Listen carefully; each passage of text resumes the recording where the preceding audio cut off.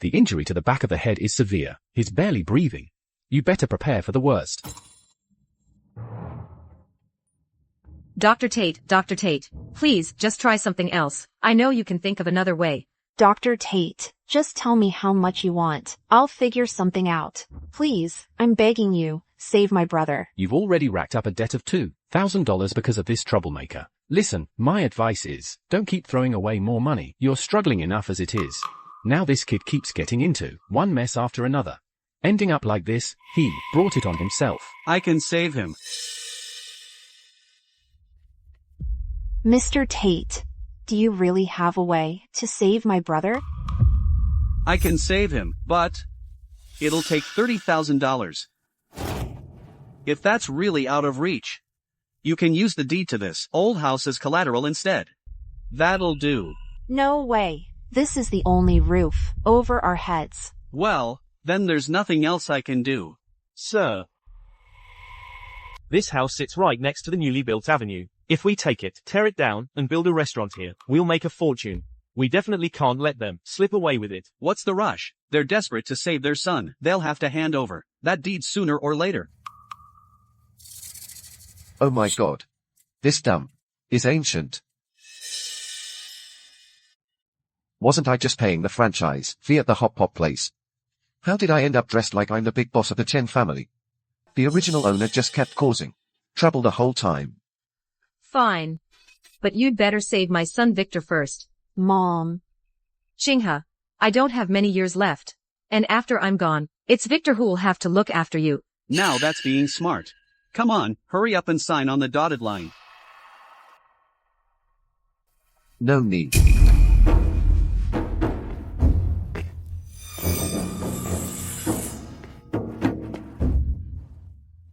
Bro. I'm awake. Victor. So what if you're awake? Victor Chen, don't forget, you made a bet, didn't you? You owe Mr. Tate $5,000. Now your mom's using the house deed to pay off the debt. That's only right. I owe you $5,000. I don't remember that at all. You stubborn little punk. How dare you talk back to me? Someone hold him down. Today, this deed, you'll sign it, no matter what, whether you want to or not. Wait. Mr. Tate. Have you paid all the annual taxes on your restaurant yet? Old man, bet you've never seen modern business warfare, huh? What are you rambling on about? Am I rambling? Why don't we go down to the station and talk it over? Fine. Victor Chen, you've got guts. If you don't pay back that $5,000 within a week, I'll tell you right now, I'm definitely taking that house deed. Oof. Victor. We really can't come up with 50 silver. Maybe I should go work at Franklin Tate's place, slave away just to make the money. Mom, don't worry. Xinghe, don't be scared. I'll figure something out. I don't believe that Franklin Tate, just because he's got a little power, can really push us around. But... Mom, you just rest easy. I'll head out and try to find a way. This kid's finally grown up. If it were before, he'd have already run off to gamble again. In my past life, my hot pot based recipe sold nationwide. Now in this era, there's no way I can't make money here.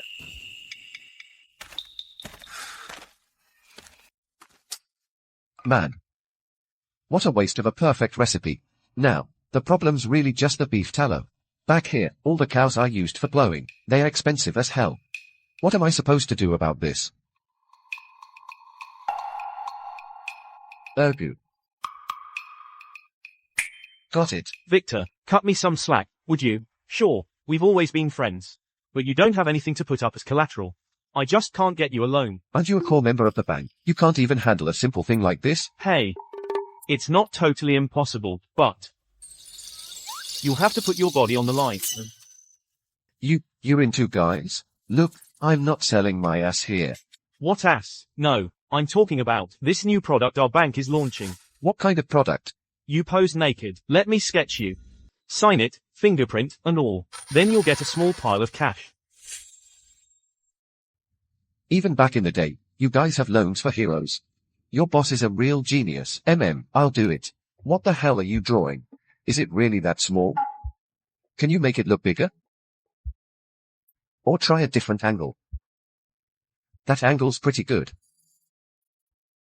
Hey, Victor, come on, give me a break, alright?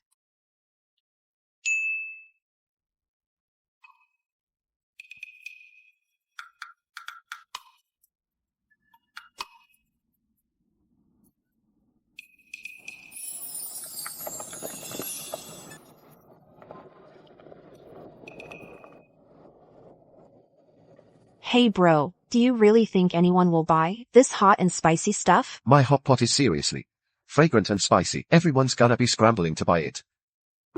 So where did you get the money to buy all that meat? Well, that's classified business information.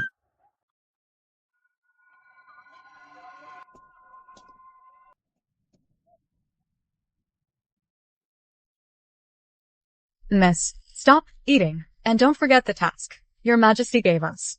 All right, I know. We're just supposed to go into the community and find someone who can help Your Majesty keep things under control, right? What's the rush? Wait no. The situation at City Hall is unstable right now. And just about every official is pocketing money for themselves. This time, when you head out, see if you can find anyone special to help me fix this city. That's it, don't worry, just leave it to me. You are still so impulsive. Your father was one of the few honest men in government. Unfortunately, that honesty didn't fit with the way City Hall works now. This trip is important, so be cautious. And absolutely don't let anyone figure out who you are. Got it.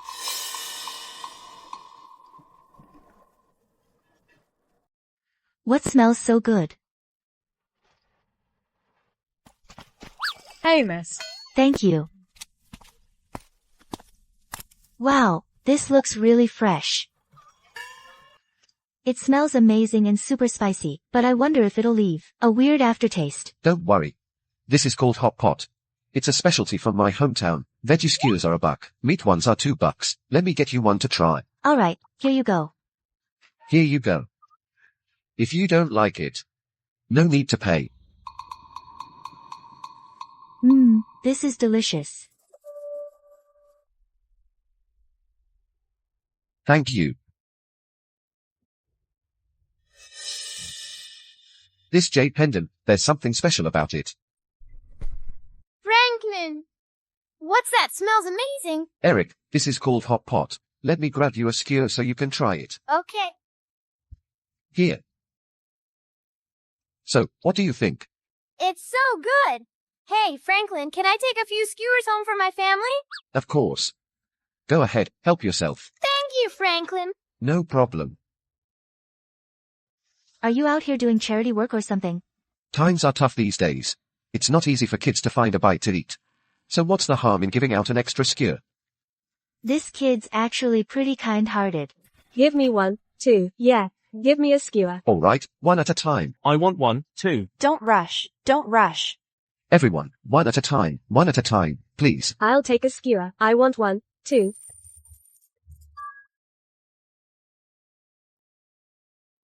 Bro, you made over $1 million in less than 4 hours. You're seriously incredible. That's nothing. Someday, I'll make sure you and Mom have a great life. Alright. Come on. Let's pack up and go home. Okay. Mom, Hey, look what I've got. oh wow, Franklin. What are you up to? You need to save that money. You still have to pay back Mr. Lee, remember? Why are you spending it on me? Who says you're old? My mom is the prettiest woman in the whole village. Besides, your son will make even more money in the future. So spending a bit on some fabric is nothing. Good boy. You've really grown up.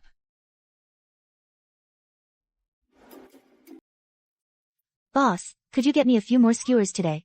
You really are my most loyal customer. Coming right up. Go ahead and have a seat. I'll be right with you. Alright. Hey.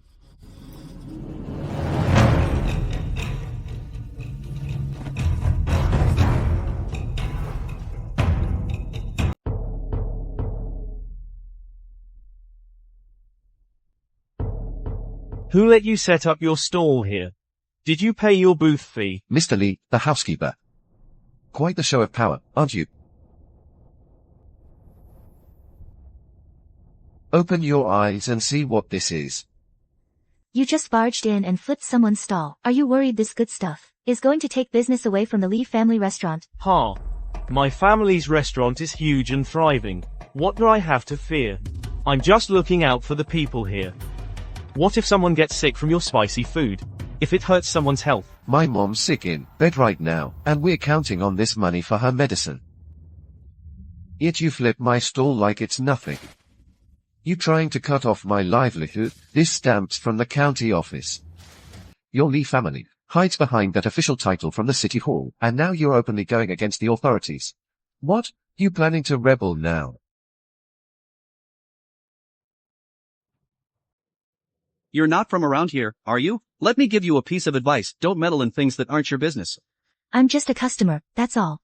But I can't stand to watch good things get ruined. Oof. Let me tell you all something. Starting tomorrow, no hunters in this town are allowed to sell meat to Chen Xian. Or buy anything from his stall. If anyone disobeys, they can get out of this village. So much for Mr. Lee. Scared my little stall will steal your dirty profits. So you're shutting everyone down. Even though City Hall pays you to protect folks, not act like some local tyrant and bully people. You! How dare you talk back to your superiors? Talk back to my superiors? All I know is, if you're an official who doesn't stand up for the people, you might as well go home and feed pigs. You take government rations and still bully the people. You're worse than a beggar. Well said. Fine, don't blame me for being ruthless. Mr. Lee. Do you recognize this? You're from the Capitol Police Department. Good, so you know. Maybe get out of here now. Boss, this kid just won't listen. Let me take a few guys to his place. No need for me to spell the rest out, right? I get it, sir. Promise you it'll be handled cleanly.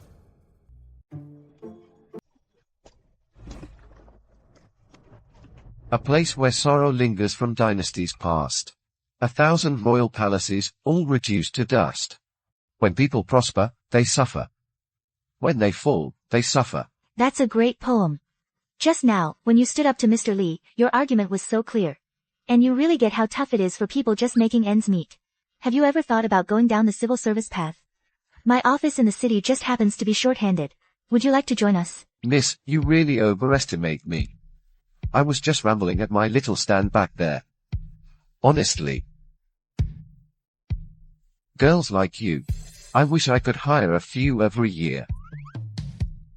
Why you? Why are you so crude? With your vision, why not make a name for yourself in the city? Instead of sticking to this rundown stall. Aren't you wasting your potential? Come on, miss. I'm just a regular guy from the streets. You folks from the capital, how could you really get it? For us, survival comes first. Dreams come second. Well, I don't care. Today, I'm sticking with you. Either you promise me you'll really consider the public exam, or I'll just stay right here and not leave. Chingha, let's go. You scoundrel, stop right there.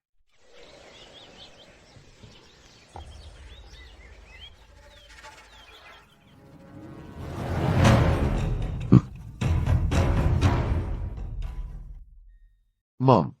Mom. Mom. I'm right here. I'm right here. Mom. Are you okay? What's wrong? Let me help you up.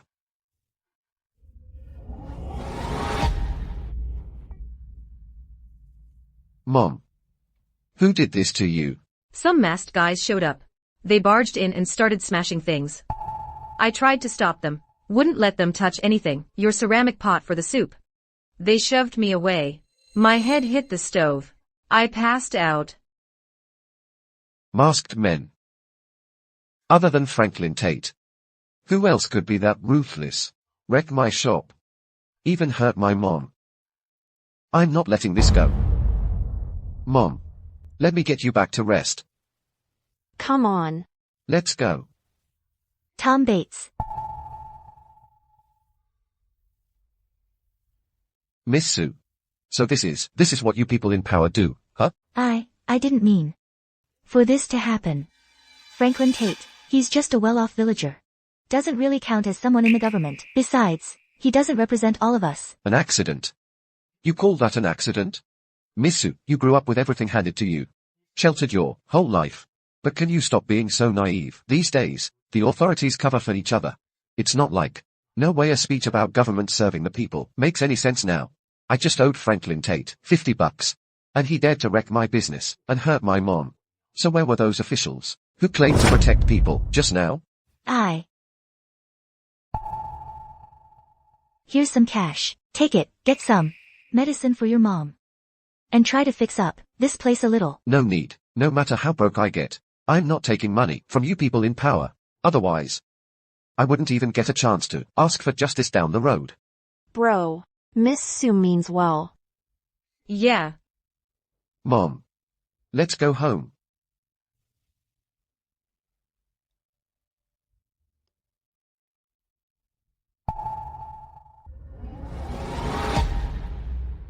Miss, he was so rude, seriously. It's not his fault. We didn't handle things right. There's nothing seriously wrong with your mother. She just needs to rest for a few days and she'll be fine. Thank you, Dr. Lee, for making the trip. No worries, not at all. Well then, I'll take my leave. I won't walk you out then. No need, no need. Take good care of mother. My head is still spinning a bit. I guess I'll have to trouble you, Victor. Mom. Don't overthink it. Just get some good rest. I'm here to take care of this family. Good kid. You've changed. So much. Ever since that incident happened to you. There are times I feel like you're not even my child anymore. Such a sharp intuition. Franklin, my friend. Franklin, my friend. I heard your mother got hurt. I stopped by to check in. Is everything all right? Yeah, it's all right. Nothing serious. Glad to hear. Franklin, my friend. Is your hot pot stand still open for business? My wife was talking about it just yesterday. She wants to have a couple more skewers with me. Now all the uncles and aunties here in the village, they're waiting to learn from you how to make hot pot. Franchise. These folks back here, they sure have a business mind. It'd be a good way to expand things and get the villagers to help stand up to Landlord Lee. We'd hit two birds with one stone. You're all too kind, aunties. I can teach the hot pot recipe. But let me think it over first. After all, the ingredients and broth do cost money. I get it. As long as you'll teach, don't worry about it. We'll pay exactly what's fair. You useless fool. Sue Warner already sent the letter to the capital. If the inspector hears about this, I'll lose my restaurant and the deed to my land. You useless idiot. Sue Warner already mailed the letter to the capital. If the inspector finds out, I'll lose both my restaurant and the property deed. Sue Warner, she really dared to mail that letter to the capital? If the inspector shows up, all that tax evasion at my restaurant and us taking over the villagers' land, won't all of that get exposed?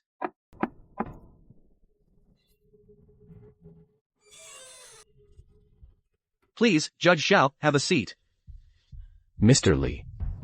The assistant magistrate knows you're anxious and sent me to give you some advice. The inspector's coming next week if you want to smooth this over.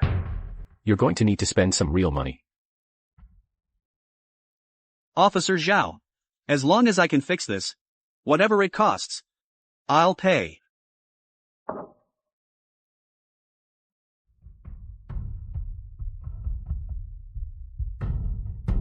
First, send someone to town and give a heads up to all the salt and butcher shops. Anyone supplying Chen Qian with ingredients needs to either triple their prices or just cut him off completely. Without supplies, his hot pot franchise is done for. Second, the assistant magistrate will send deputies out, claiming it's for river repairs, to collect contributions from all the vendors. Chen Qian and those villagers who joined have to hand over 30% of their revenue. If he dares not pay, they'll slap him with a charge, obstructing government operations. All right then.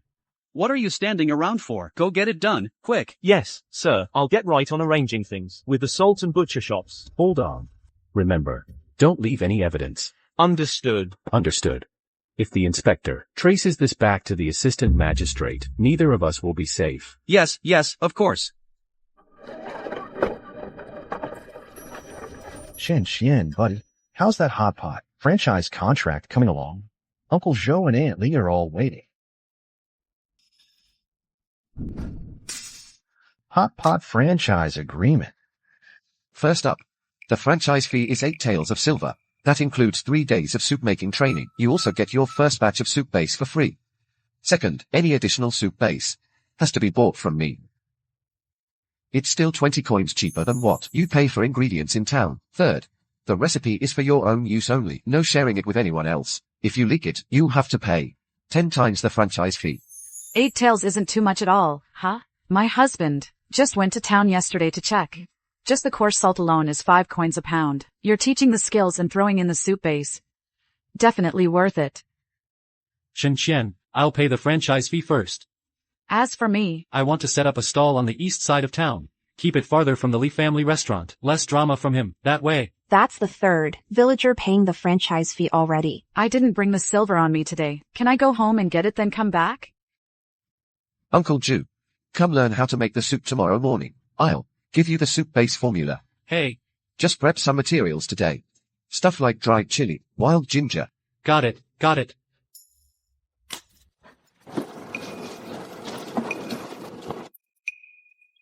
Boss Liu, give me 3 pounds of wild boar. Make sure there's some fat in there. Makes the soup taste good. Chen. Sorry, all the wild boar meat is sold out today.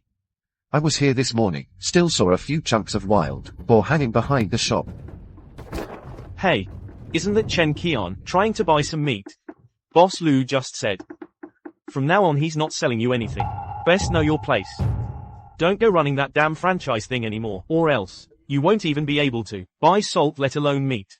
Hey. Drop it. It's all Lee's doing. He said if I sell you meat again, he'll smash up my shop. Thanks for the heads up, boss. Butter and coarse salt. Wild boar meat. These are all hard to get these days. Where do you even find this stuff? Victor Clay, we got a letter back from the capital.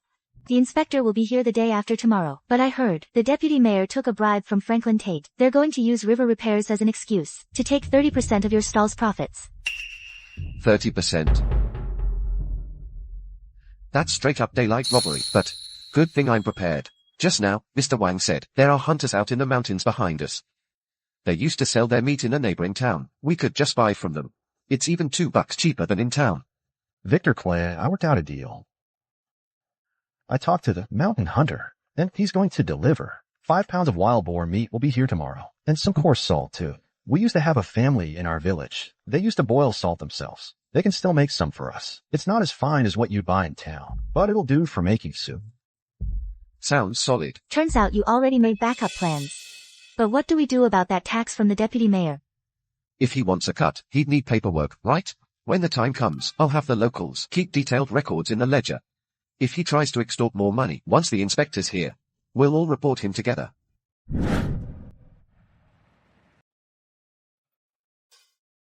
Victor Clay. Come out here right now.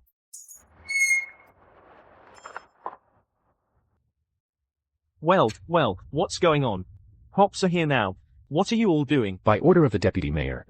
To repair the riverbank and prevent flooding, everyone running a stall in this town must pay 30% of their monthly sales as a levy for the river. Victor Clay.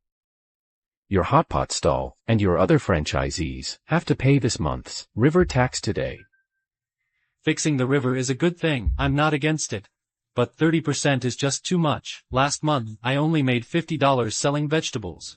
30% is $15. How are we supposed to survive?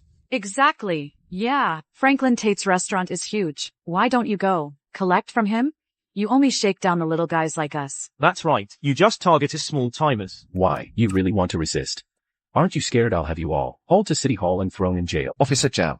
According to the Grand Yin Law, Taxation Chapter, Article 3. For all private merchants, taxes can't exceed 10% of revenue.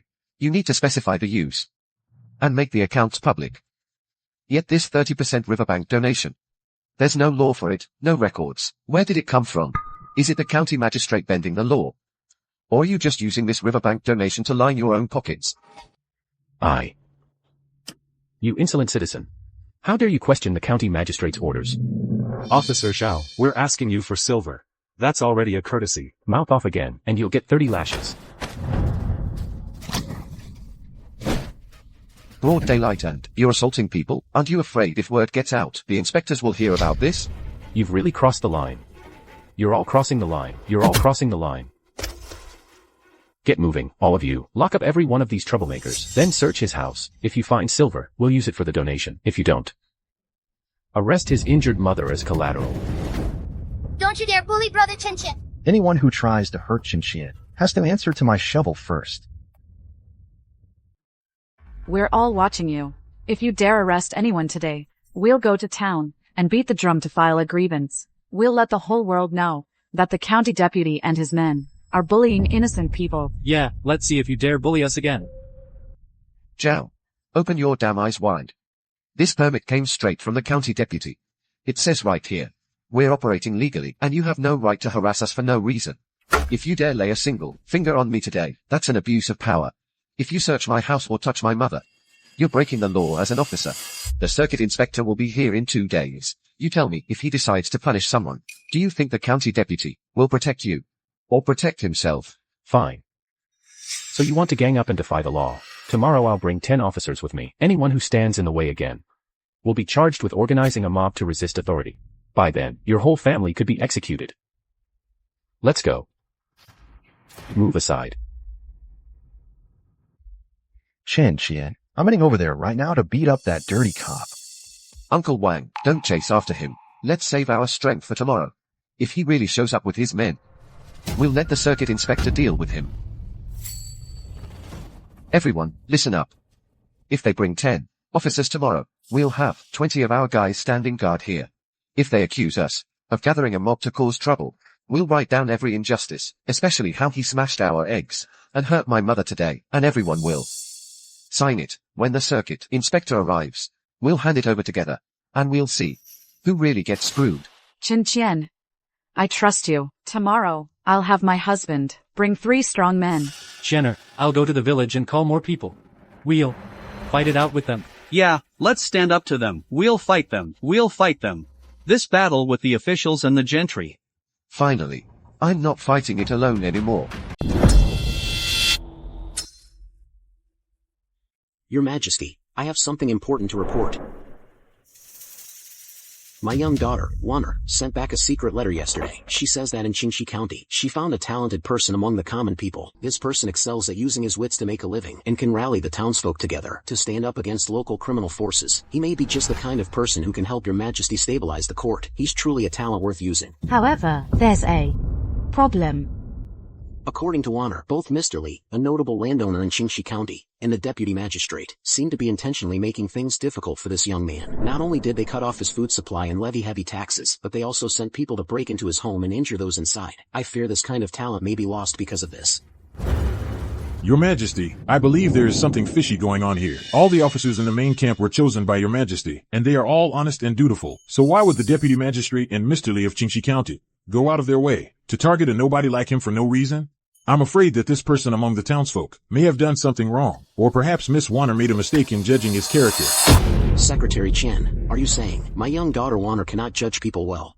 Or that all the government officials under Your Majesty are completely blameless? In her letter, Warner also included the evidence this young man gathered. Every word and sentence shows the wrongdoings of Mr. Li and the deputy magistrate. How could this possibly be fake? Chancellor Su, please don't be angry. I'm not doubting your daughter's words. It's just that you are her father, Chancellor Su.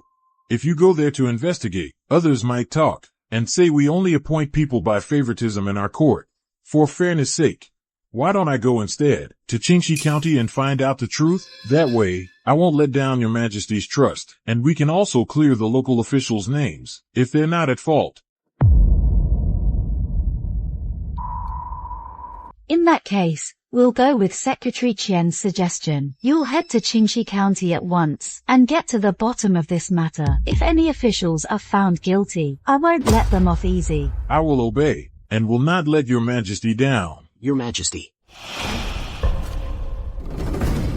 That old fox Chen Yuan is just afraid Chancellor Su will uncover his dealings with the deputy magistrate. Might as well let him go. If he tries anything shady, I'll have him investigated too.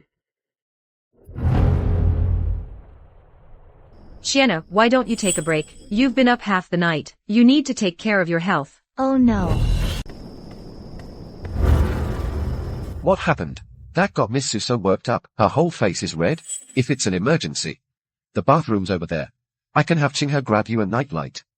Is this really the time for jokes? Don't you realize? Qian Yuan has already gotten involved. Yesterday, he and Mr. Li, and the assistant county magistrate, were having a secret meeting at the restaurant. Even my lookout, Chen Tao, was nearly caught. Qian Yuan? Who's that? The name sounds so familiar. He's the current Secretary of the Treasury, the top official in charge of the country's taxes. And he's one of the most notorious corrupt officials around. Every year, Mr. Li gives him 50 taels of silver. Even the assistant county magistrate is a distant relative of his. Those three are all in it together. Once he gets involved, don't you see, all our evidence could get buried. It's really not a big deal. We've got the people on our side. Just wait until the inspector gets here tomorrow. You'll see for yourself. Is his power louder, or is the people's voice louder? Brother Chen Qian, what you said makes total sense. As long as all of us stick together, no matter how high Chen Yuan's position is, can he really shut everyone up? I'll go call the few ladies from town who want to join the hot pot business. Mr. Li's people blocked their stalls before, too. They hate him just as much as we do. The more people we have, the less likely we get fooled. Bro, I've sorted out all the evidence. Qian Yuan is a big shot. If we go making all this noise, aren't you worried you'll get into trouble? If things really get out of hand. Mom, don't worry. We have evidence in our hands. We have our neighbors with us. Neighbors? These bastards. They've been bullying us for ages. We need to show them. Ordinary folks like us aren't that easy to push around. Yeah, that's right. We're not so easy to mess with either. Why do you always bang on the table? You scared me. Aunt Lu. No, it's just Brother Chen Qian. He gave such a great speech. I got a little worked up. Qian, you really have changed.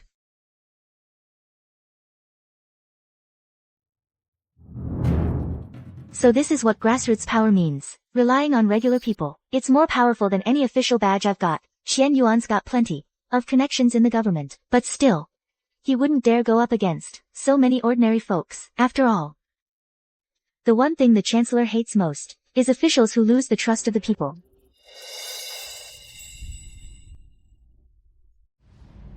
Minister Qian, that Chen Qian. He just won't stop hanging around the villagers. He's still gathering petitions about those injustices. When the inspector arrives tomorrow, if he digs up old issues, what are we supposed to do?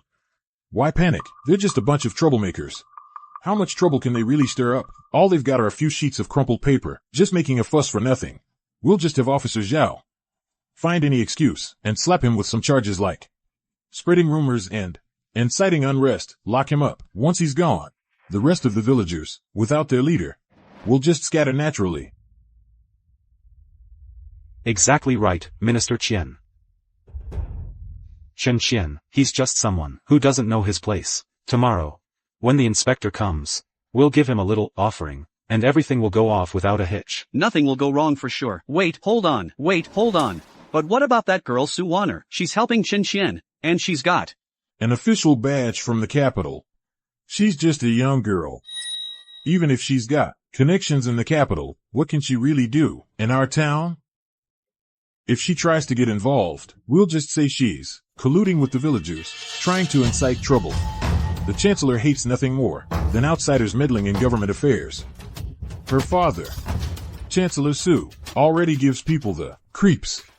This is a great chance for us to put the Su family in their place. Oh, brilliant. Minister Qian is just too clever. Please. Come on. Have a seat. Let's have a drink.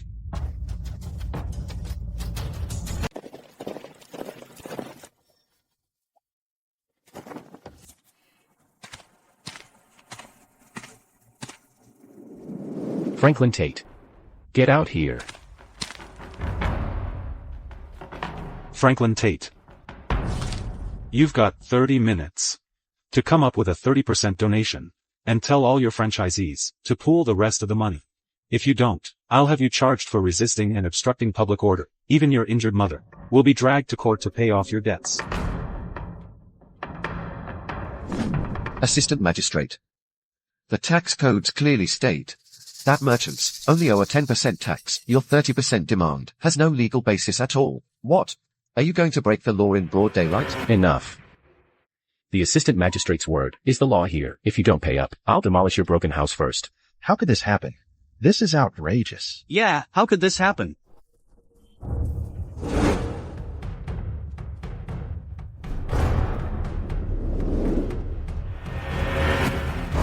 Sir.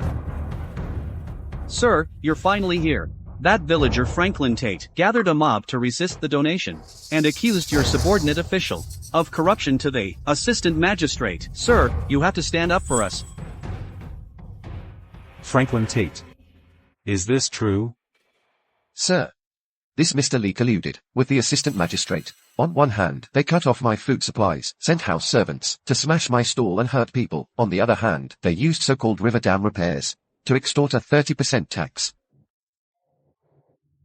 Here's the evidence. Please see for yourself. Franklin Tate. His Majesty sent me to assist in investigating this case. The testimonies in your pamphlets are just one-sided claims. There's no solid proof. Mr. Lee and the assistant magistrate are government officials. You're accusing them without evidence. I can't convict them for this. But you blocked officers, incited a disturbance, were rude to officials, and spread rumors among the people. Can you bear all those charges?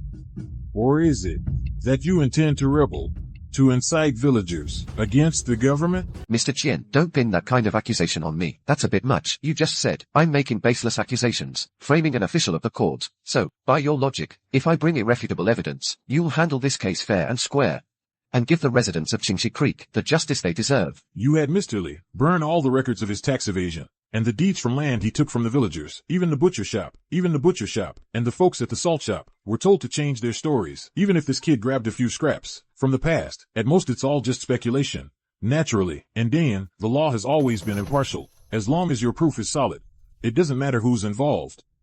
I and the circuit inspector would never bend the rules for anyone. We'll make sure the people get a fair ruling. Ergu, bring the bank ledgers here.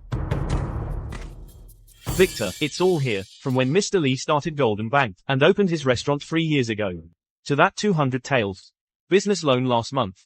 Every single line signed off by him personally, plus the bank's monthly paperwork filed with the county office. Thinking you can cover your tracks with shredded documents? Don't forget about the banks, huh? Back when I ran hop restaurants in modern times, competitors pulled this follow the money move on me before. Mr. Lee, you claim your restaurants never dodged taxes, but last year you borrowed 300 taels from the bank, saying you were short on funds. But your reported taxes for last year clearly showed a profit of 500.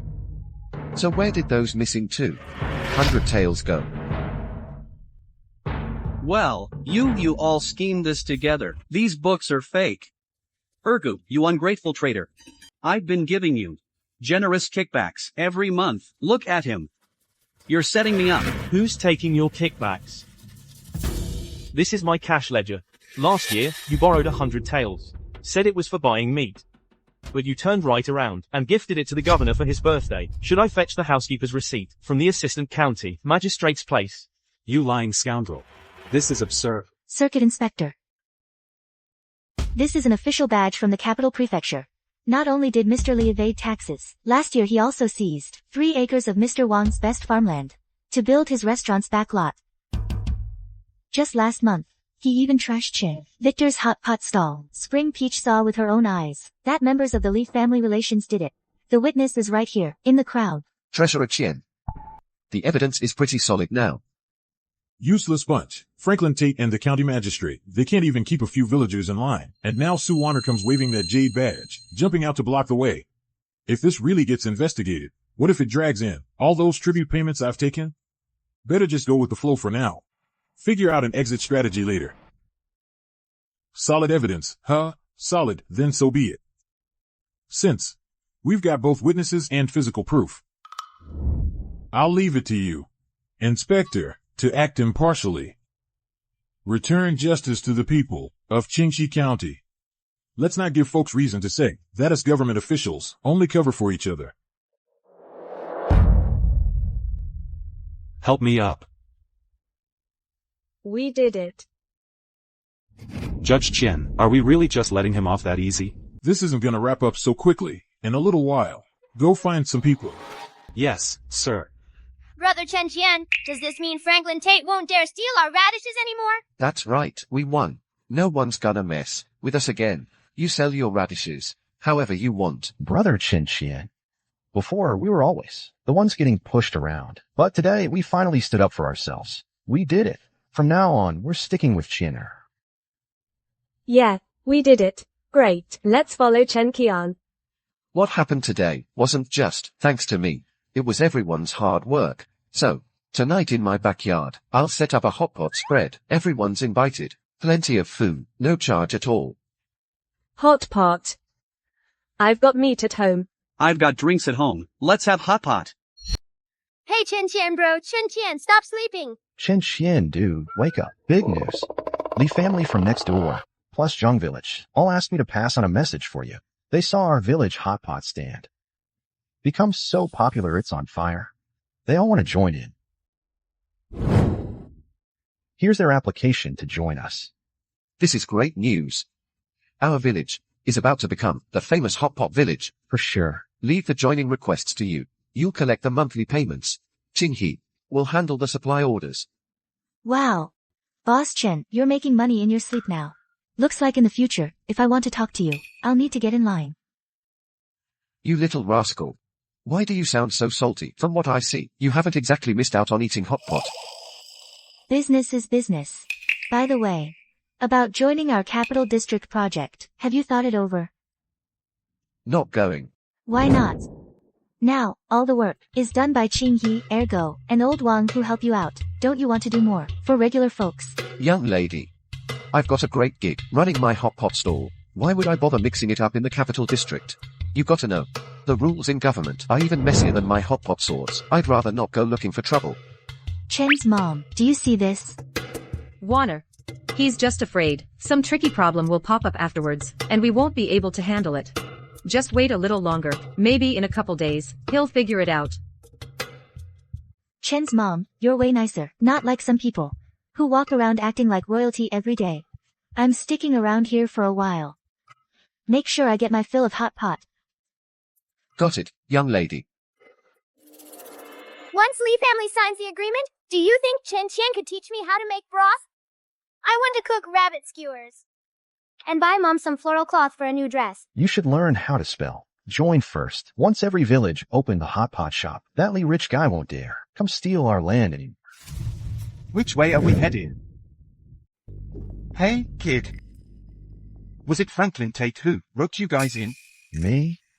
Who are you people anyway? We're just family, hanging out. What does any of this have to do with Franklin Tate? Cut the act. Pass a message to Franklin Tate for me. When you mess with the wrong people, you have to deal with the consequences.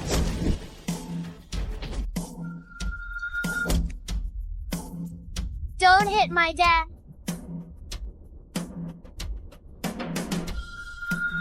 Wang Xiao.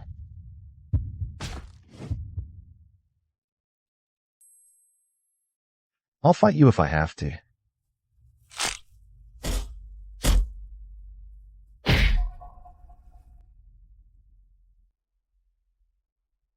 Go back and tell Franklin Tate. If he keeps pulling this crap, this is what's waiting for him. Let's move.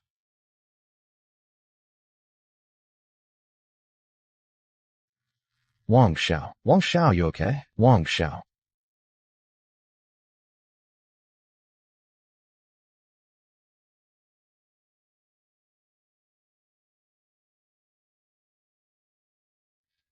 Hang in there, Wang Xiao. We're almost home. Dad, the joining contract. I didn't lose it. Franklin Tate asked for it. Oh no. Uncle Wang, what happened here? Why is Wang Xiao hurt so badly? Aunt Lu, get home and let Franklin Tate know. Somebody wanted to teach him a lesson, so they beat me and Wang Xiao up. Hurry up, or it might be too late. Go, move quick. Franklin Tate. Something happened to Franklin Tate. Get out here. Uncle Wang and Wang Xiao are in trouble. Wang Xiao was beaten up real. Think about it again. Qian Yuan, he has a lot of power in the government. Just running a hot pot restaurant won't be enough to protect the villagers. Only by getting into the capital office can you actually have the kind of strength to stand against him. Qin Qian. Qin Qian, get out here now. Wang Xiao has been seriously hurt by someone else. Wang Xiao, Wang Xiao. Who did this? The testimony in your booklet is just your side of the story. That's not solid evidence. You're really pushing your luck. Your mom taking this land deed right now is completely justified. Qian Yuan. It has to be him. This old guy doesn't dare come at me directly, so he targets defenseless elders and kids.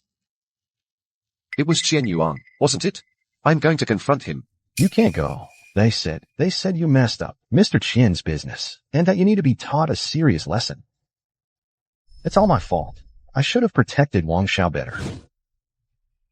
Wang Xiao.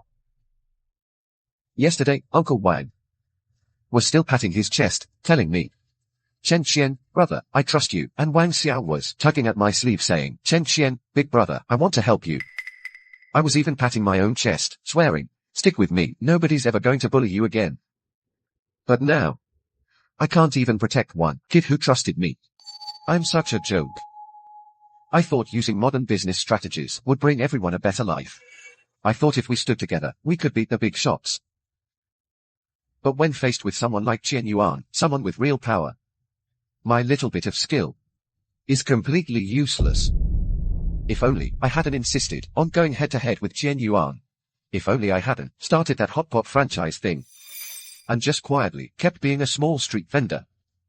Then maybe Wang Bo and Wang Xiao wouldn't have had to go through all this. What are you still standing there for? Hurry up and find a doctor. Right, find a doctor. Quick, get a doctor. Hurry, find a doctor. Careful. Wang Xiao.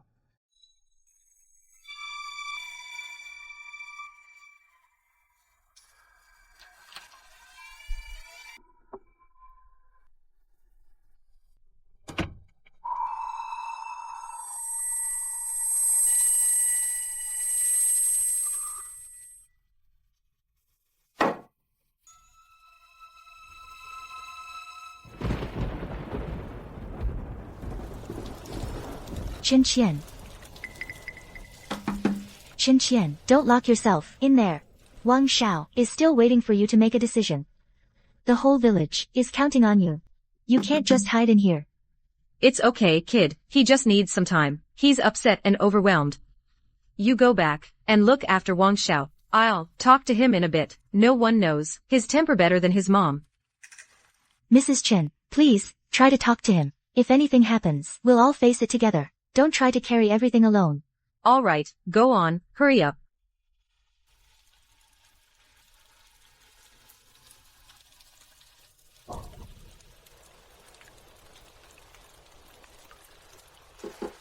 Shiena. Mom brought you some porridge. I've been cooking it for over half an hour. It's your favorite, millet porridge. Eat it or it'll get cold. Mom brought you something to eat.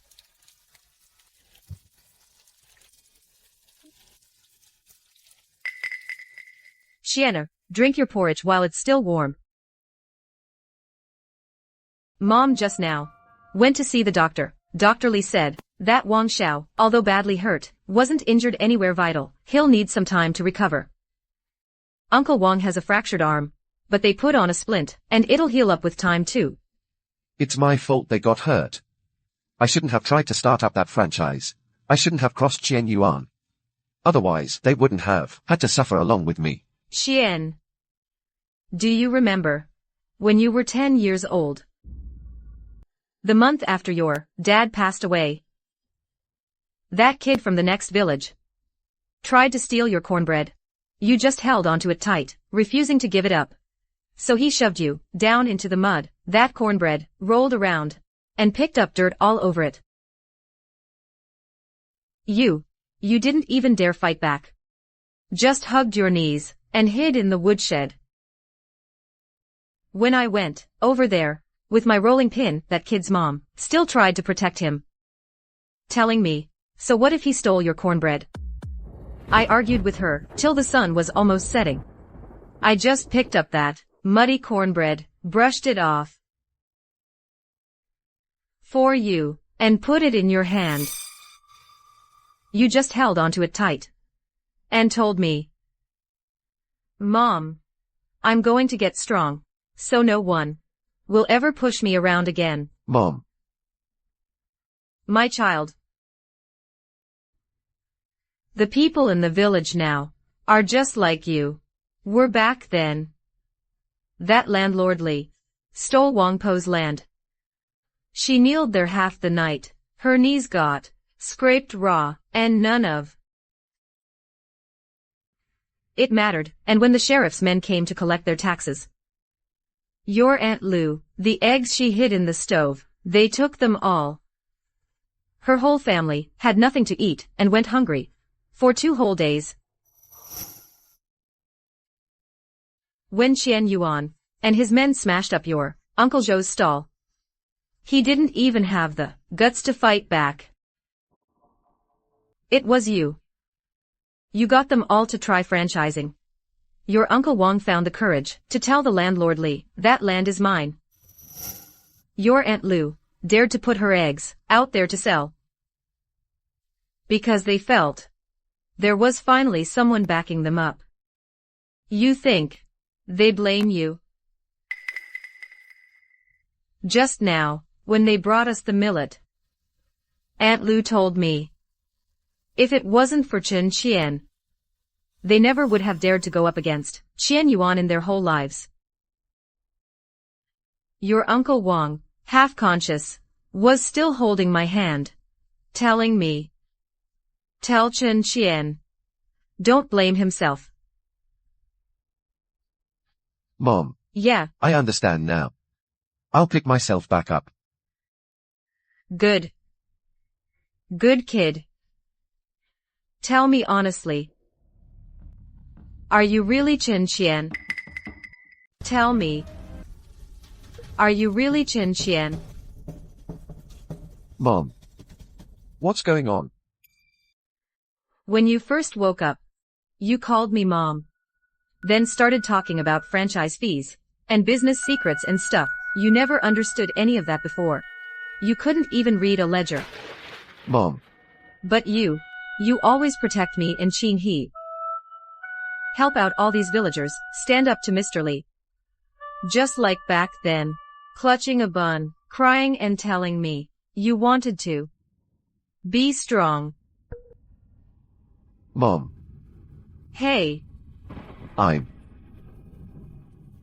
not your real son. Actually, I'm from another world. I don't even know how I ended up in his body.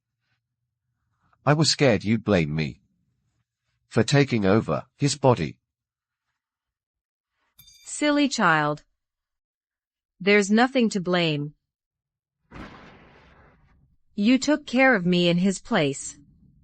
You also protected our home for him and lived a life he and the Chen family couldn't even dream of. I'm too grateful for you. No matter which worlds, Chen Qian you are. You're my child all the same. So, you knew all along. Mom. Now drink the porridge. Go on. Otherwise Qin he will start worrying. The road ahead will only get harder. There's not much I can help you with. But remember, wherever you are, you'll always have a warm meal waiting for you at home. Here, have it while it's hot. Drink up.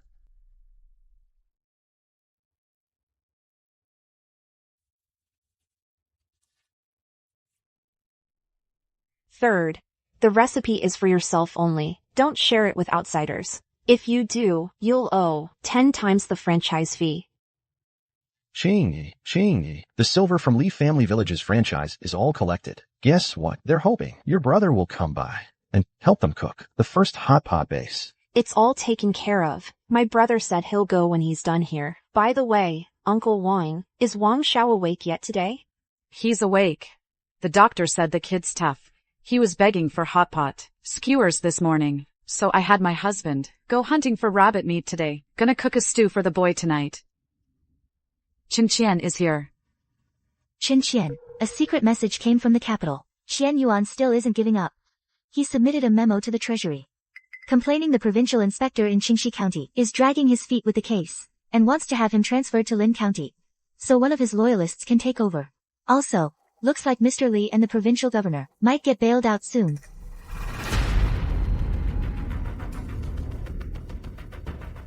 That old guy still wants to cover up his crimes. We finally managed to expose this county official, and that businessman Li, so there's absolutely no way we can let them get away with it. We can't let them get away with it. Chen Yuan wants to switch inspectors, so we'll make sure he doesn't get to change them. Yeah, that's right. Miss Su, could you write a letter back to the capital? And tell them Chen Yuan is trying to replace the inspector. To cover up evidence of his crimes, send that straight to your mother. I already sent Spring Peach to deliver the letter. But I heard Qian Yuan has a lot of power back in the government. Just sending a letter might not be enough. You said before you didn't want to get involved in politics. But right now, only you can go head to head with Qian Yuan. Wana. I've made up my mind. I'm going to the capital office with you. Bro, you. I used to think opening a hot pot franchise was all we needed for a good life. But Chen Yuan made me realize, without any real power, even the biggest family business can't be kept safe. Only if I get into politics and wipe out these corrupt officials for good. Can the hot pot stand? Can everyone actually find some real peace? Alright. Chen Qi, I support you.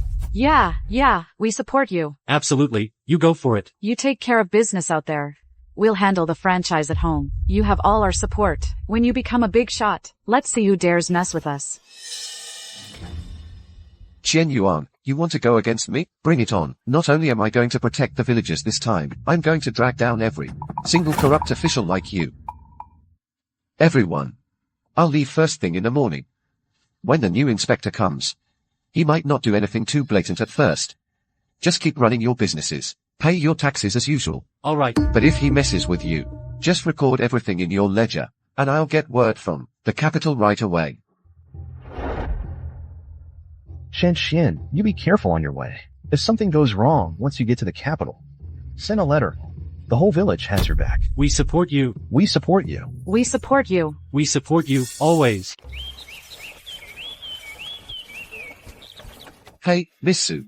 This carriage you brought from Jingju rides rougher than the delivery cart at my place. If it keeps rocking like this, I think my back's gonna snap. If you don't like it, then don't sit here. Go up front and ride with Chun Tao. This sweet rice cake, Chun Tao went out of her way and took a detour to buy it. If you keep complaining, I'll just have her eat up all the rest. That way you won't waste food.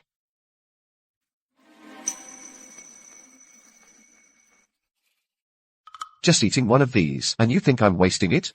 Who was it back then at Hotpot, eating a whole pot to themselves, and when I wanted a bite, wouldn't even let me near your food?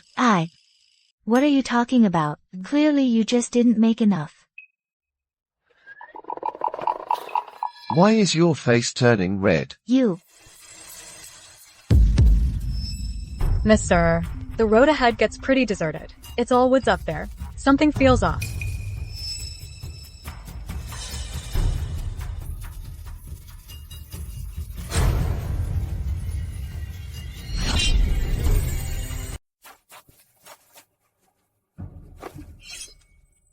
Where did this punk come from? How dare you stop the capital precinct slot? Aren't you afraid you'll lose your head for this? Lose my head? If we twist off both your heads, who's gonna know it was us? The guy who paid us said, if we keep you two from making it to the capital, the reward's enough for us to enjoy life for decades. Kid. Hiding behind a woman, letting a woman fight your battles. What kind of man are you? If you know what's good for you, right now, right this second, get your ass back to Qingxi County, and keep running your hot pot restaurant.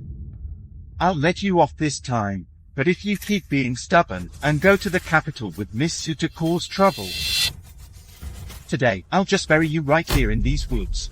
Stopping us from getting to the capital. Seems like another one of Chen Yuan's guys. Probably. Don't go, Chen Tao knows martial arts.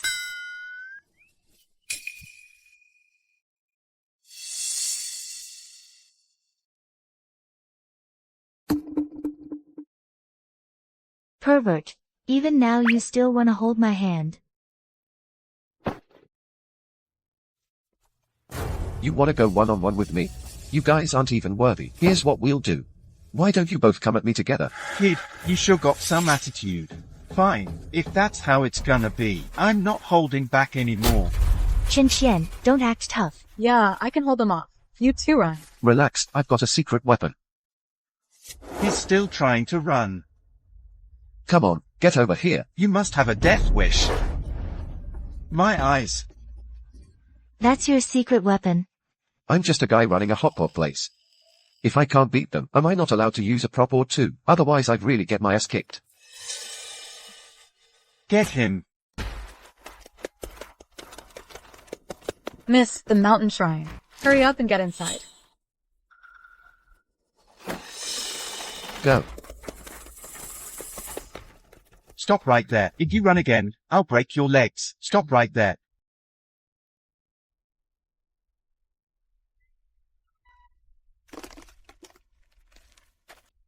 They are getting close. Let's find somewhere to hide. Fast.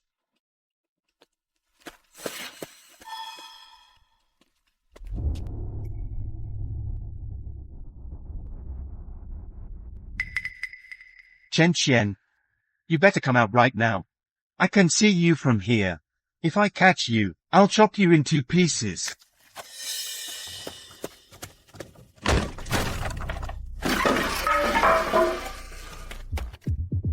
I swear I just saw someone come in here.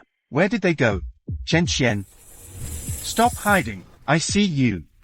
Man, how can a grown man hide behind a woman? What kind of skill is that? Come out. Chen Qian.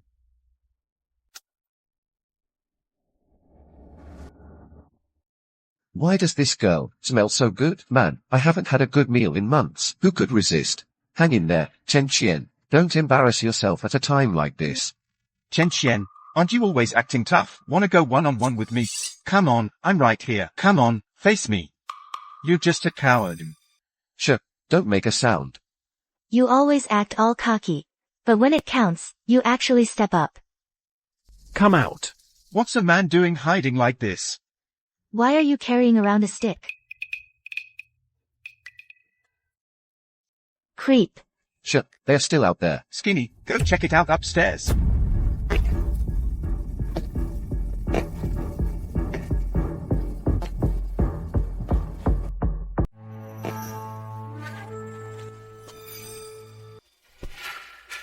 Damn, where's my knife?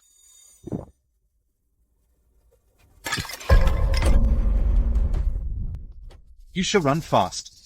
Let's go.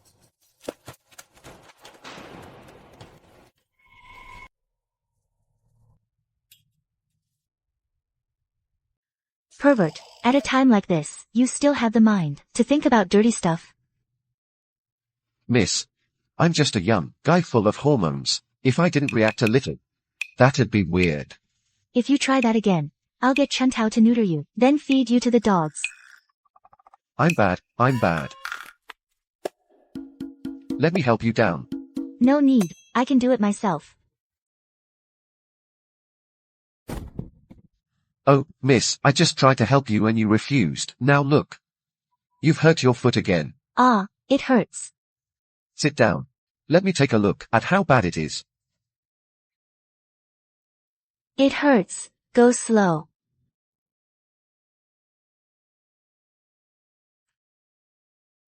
Go easy, it hurts. I'm pretty strong, so you'll have to bear with it. Go easy. It hurts. Pervert, don't bully our miss. Who are you calling a pervert? You heard wrong. Chen Tao, hurry, come help me. I twisted my ankle. Okay. Don't let that pervert touch me. See, no good deed goes unpunished.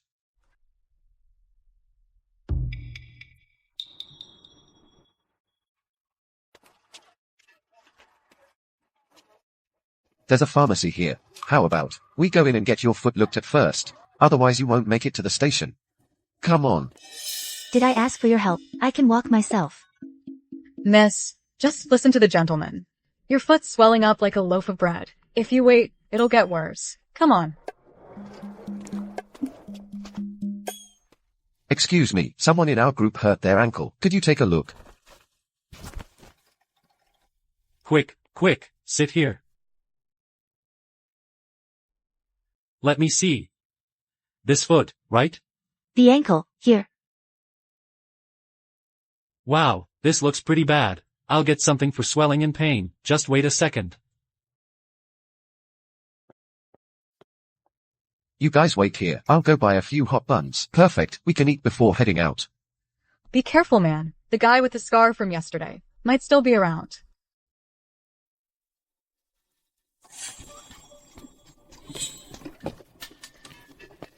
Boss, I'll take 3 buns.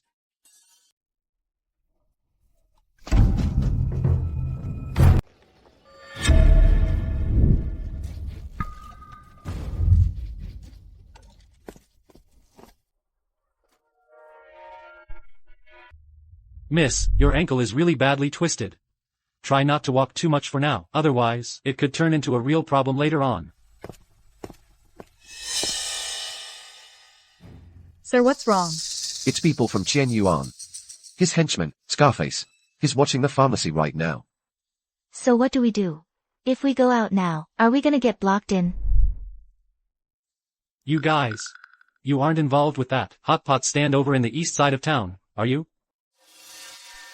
I heard something about it recently, from a farmer I met at the market. He said there's this young guy over there, who led the villagers, and took down both Councilman Li and the deputy mayor. He even dared to stand up to Mr. Chen. Wait, boss, do you know him? I've definitely heard about it. Back when I first heard, I had nothing but respect for that young guy. Boss, the person you admire is right here in front of you. Wait, are you saying this is the one? You're giving me too much credit. Wow. So you're that Chen kid? I've been hearing stories about you for ages. You really take on the big shots and stand up for the village, real guts.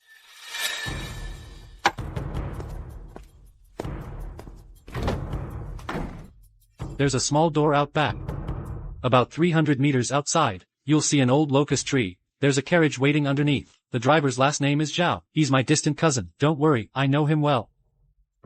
Just take this wooden token and find him. When you see him, tell him I sent you. He's used to driving up to the capital, knows the road by heart. You'll get there in about 2 days. Much faster than taking the main highway, and you'll avoid Chen Yuan's people too. Thank you for all your help, boss. Chen Qian will always remember this favor. If I ever get the chance to come back to Qingxi, I swear I'll thank you in person. No need, no need. Boss, aren't you worried they'll come after you for helping us? Me, worried about him? Go ask around. We're the ones who supply the court doctors here. Chen Yuan is nothing compared to that. Alright, don't waste any more time. Hurry up, go.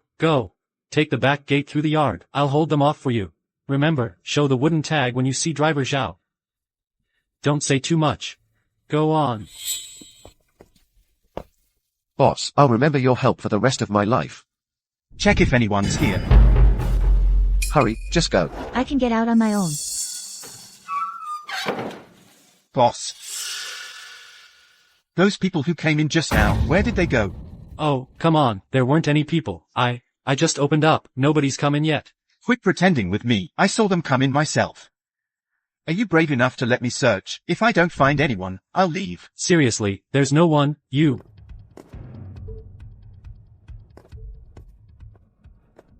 Did you see anything? HMPH. Hey, you. Still nothing. Oh, miss, there's no time left. You just need to go now. Come on.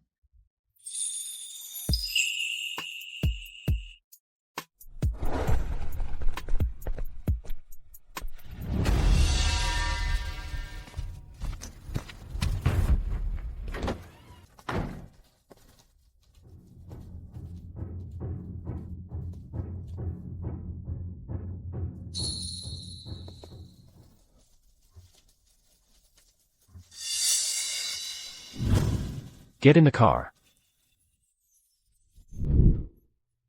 Come on.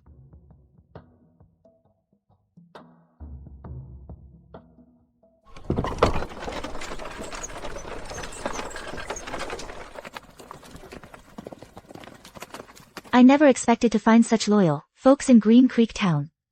That's all thanks to the young master's good reputation. Even people from outside the area know about him. He always protects the people.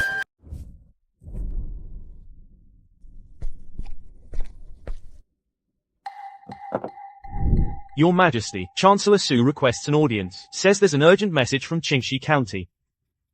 Let him in. Summon Chancellor Su to the throne. Your Majesty. Wanner sent word, Qin Qian and his group have arrived. They're waiting at Qingfeng Station just outside the city, but rumor has it that Qian Yuan gathered a group yesterday, planning to give Qin Qian a hard time. Now that's interesting. Let him go. I'd like to see for myself just how competent the person Wanner picked truly is.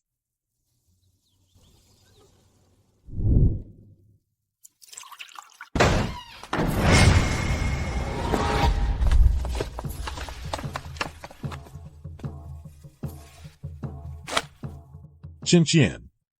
Long time no see. Hope you've been well. Thanks to your generosity, Sir Qian. Things have been pretty good lately. But I do wonder, how are your two men's eyes these days? After all, they are your trusted assistants. If they keep showing up to work with swollen red eyes, it makes it look like you can't keep your people in line. Humph, sharp-tongued, aren't you? But don't forget, this is the capital, not your little hometown. Rallying a bunch of unruly folks isn't going to cut it here. Unruly folks. So, if we don't give in to your unreasonable demands, that makes us unruly? How about we make a wager? You and I debate law. If I lose, I'll make Mr. Li give back the 3 acres he took from Mr. Wang, right here at the relay station, and publicly admit my crime. If you lose, you pack your things and head home, and hand over your secret hot pot recipe while you're at it. What do you say? Be my guest, sir.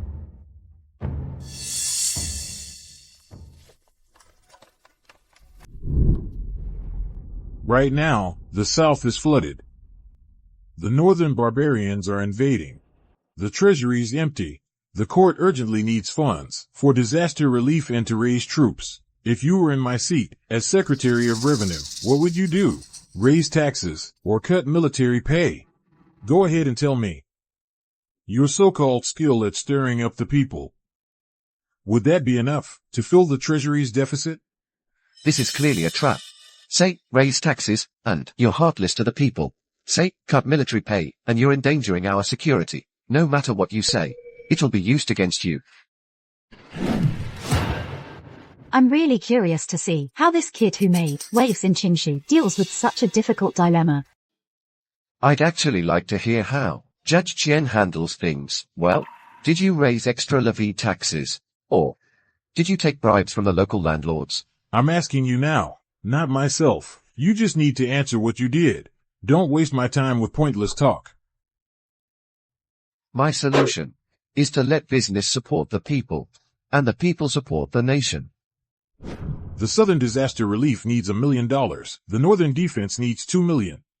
And you think let business support the people fixes everything? Judge Qian, relax. Let me break it down for you. Before I came to Riverview, before I set up hot pot stands, farmers in this town, even after taxes, could barely earn $2 per acre. But after Uncle Wang joined as a franchisee, in 1 month, he's already made $3. I didn't add a single cent of new tax, just helped the people make more money. But the state's tax revenue has gone up by 30%. You want to fill the gap, right? Still, the people have to earn more, so they can pay more. With your little business ventures, how many years will it take to come close? Look, Judge Qian. So far, there are over 20 hot pot franchises in Riverview. plus a dozen being set up in the neighboring county. By next month, I estimate the county will have over 50 stands. If 100 counties nationwide do this, every household pays $1 in tax per cycle. That's $5,000 a month. $60,000 a year. And that's just from the franchises alone. If you apply this method to farming and weaving, the people could earn way more than this. That's just a shortcut. A shortcut?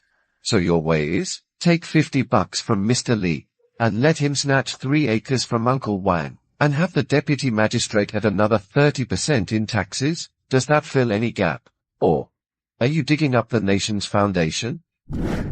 Well, not bad, kid. No wonder Warner recommended you. You won't fall for Qian Yuan's tricks. You even turned it on him.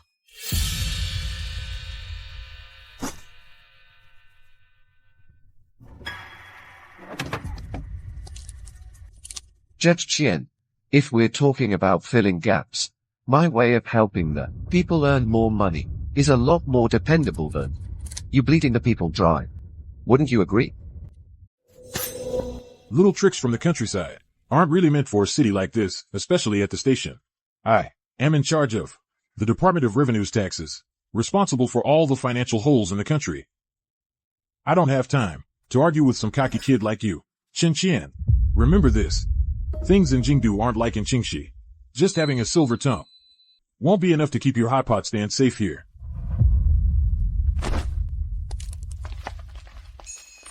Master Qian, don't go. I'm not done talking yet. You'd better keep it low-key. Qian Yuan really holds grudges. We need to be careful now that we're in Jingdu.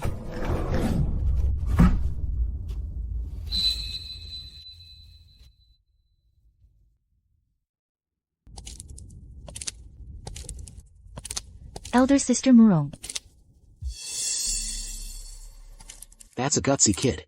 Really knows how to talk back. I've never liked him much anyway. Damn. You're that close with the Emperor? Of course. Listen here, you wannabe player. If you ever dare mess with me again, I'll have Elder Sister Murong teach you a lesson. Man. This kid's quick-witted. But he seriously doesn't know his place. To talk back to the Secretary of Revenue here in Jingju. And now, first thing he says to me is, damn, your friend's got even more guts than you do. All right. Enough with the formalities. Come in and have some tea. Let's talk about your plan to support the people through business and to build the country up through its people. Qin Xiaoyu, your idea of using commerce to support the people and using the people to strengthen the nation is really innovative. It's great. Tomorrow at the morning meeting, I'll bring this plan with me. I'll have the Treasury Department and the Department of Public Works officials discuss it thoroughly. If we can truly implement this, it'll not only help with disaster relief, but also make maintaining the military much more efficient. Yeah. Of course, after all, it's my guy who came up with this. Look at you, acting all proud. Your tail's practically sticking up to the ceiling. Go ahead and take Chen Qian to the guest room in the back. He rushed all the way from Qingxi, and he hasn't had a second to rest. He should get some sleep. Come on, I'll show you the guest room. It's at least 10 times more comfortable than your old shack.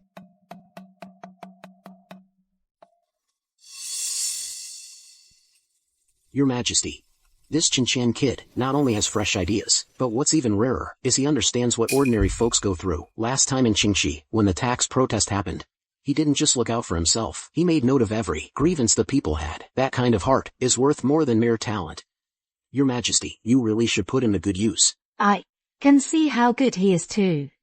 But he's got no official qualifications, and no family connections. If I promote him too fast, I'm worried the other officials will make a fuss. It might even damage his spirit.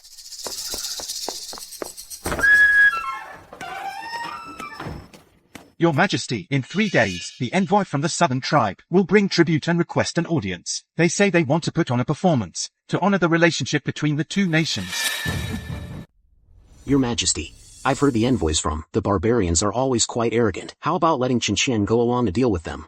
We don't need to give him an official position. Let him accompany us as a civilian advisor. He can present strategies as a member of the public, and, at the same time, it gives us a chance to test how he handles the situation. If he manages to put those barbarians in their place, then the court officials will have nothing to say. That's a good idea. Let's do it that way. 3 days from now. Have him go with me to the main hall together. Hey, this bed, why is it softer than mine? Hey, hey, hey, hey, hey, hey. Miss Su, you need to get your facts straight. This room is in my name, Chen Qian. I haven't even had a chance to use it, and you're already lying down. Since when do guests take over the host's bed? Hey. I've spent the whole trip taking care of you, even sprained my ankle. So what's wrong with lying down on your bed? If you're not leaving, I'm just going to lie down. Besides, the bed's big enough for both of us. We can split it. There's plenty of space. You wouldn't dare. Oh. Now you're threatening me? I'm the last person you can threaten. Here I come. You creep. Get off my bed right now. If you don't get off, I'm really going to kick you. I'm not getting off. Not a chance. Hey.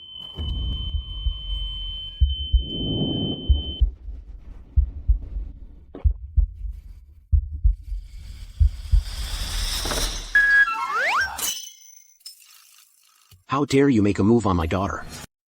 Stealing my daughter's spot. Let me explain. Hear me out.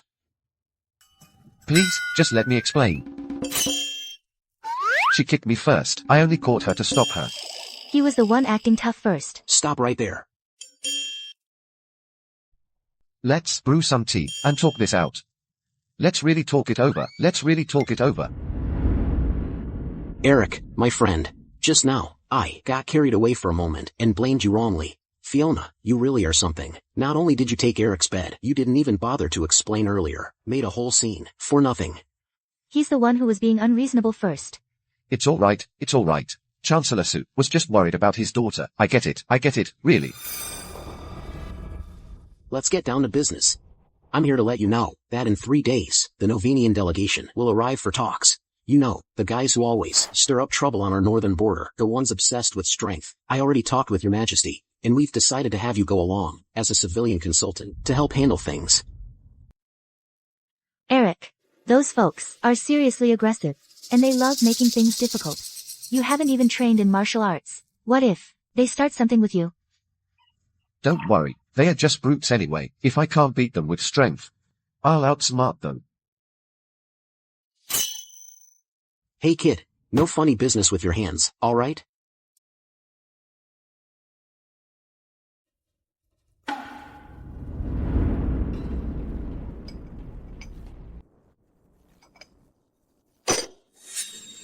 His Majesty really knows how to pick people.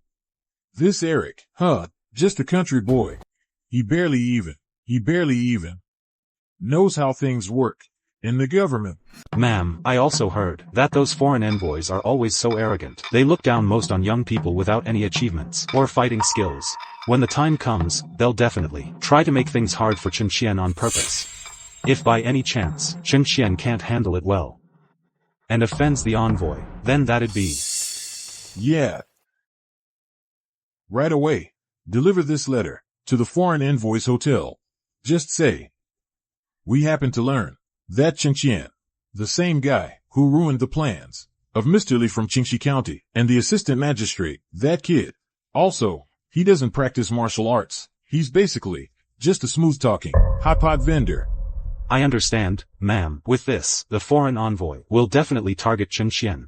As long as Chen Qian gets embarrassed, or even angers the envoy, no matter how much His Majesty protects him, he'll still have to punish him. Ha ha ha. Go on, hurry up. Yes, ma'am.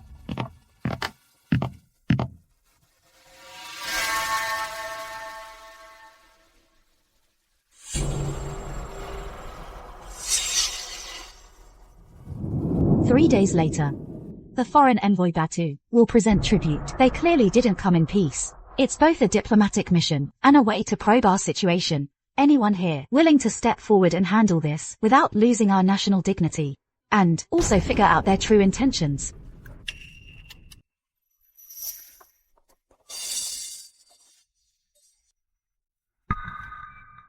Your Majesty, I recommend Chin Qian. He may not have official titles, but he's quick-witted, understands the struggles of everyday people, and is great at using clever tricks to solve tough problems. If he goes in as a civilian advisor to deal with the foreign envoy, we can avoid having court officials in direct conflict with them, and Batu will see that our people have real talent. That's better than sending some military officer, don't you think? Brilliant idea, exactly. Your Majesty, I don't think it's wise. Batu is their leader, seasoned in war. He respects strength above all. Chen Qian is just some country kid. He can't even pull a bow. If Batu tries to make things difficult, challenges him to a duel or test of strength, how is he supposed to handle that? If he messes up, the foreigners could flip the table right there. At that point, not only would we break diplomatic ties, we'd also have to send troops to guard the border. It's just too risky. Your Majesty. Mr. Qian makes a good point. Chen Qian has no post or rank. If we let him deal with the envoy, it makes us look like we've got no one worthy. We could become a laughingstock. That's right. Exactly. Your Majesty, but I actually think that's exactly why we should send Chen Qian. Batu craves strength, so if he sees how Chen Qian wins with brains instead of brawn, he might respect us even more. After all, Chen Qian managed to turn things around in Qingxi County, so I'm sure he can handle whatever Batu throws at him. Plus, if we send in a regular citizen, it shows Batu that our nation doesn't just have capable officials, but regular people with talent too. We don't just rely on fists. That makes sense, absolutely. There's no need to argue. My mind is made up. 3 days from now, Chen Qian will attend as a civilian advisor. Mr. Qian, I understand your concerns. But Mr. Su, make sure Chen Qian is fully prepared in advance if the foreign envoy gives him trouble. He can do whatever's necessary. There's no need to stick to formal rules. Understood, Your Majesty. Court dismissed.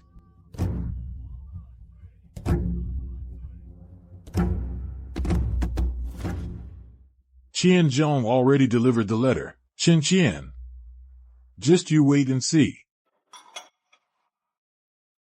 Weiner. A while ago, I heard your dad say, you found some talented person, from Qingxi. Not only can he make hot pot, he's helped the community too, even put those corrupt landlords in their place. Yeah, Mom, he's really sharp. Even Franklin Tate, who's always so hard to deal with, ended up listening to him, completely won over. So, how old is this kid? Anyone else at home? Is he single? Oh, Mom. I only happened to travel back to the capital with him. We're not even that close. Hello. Weiner was telling me you especially love spicy food, so I brought over some ingredients. Just thought I'd visit you. Oh wow. What a thoughtful kid. You didn't have to bring anything just to come by. You guys chat. I'll get a retainer to prep the food real quick. What are you doing here? Seriously?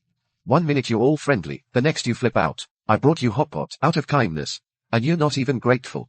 Fine then, don't eat the hot pot later. No way. If you genuinely invite me, I'll still give it a try. Dad. Looks like Tom Bates is here too. I actually have something to talk to you about. Go ahead, sir. The undercover agent just got back from the Novenia relay station. One of Qian Yuan's guys slipped a letter to Batu. The letter clearly says they're planning to make things tough for you in 3 days.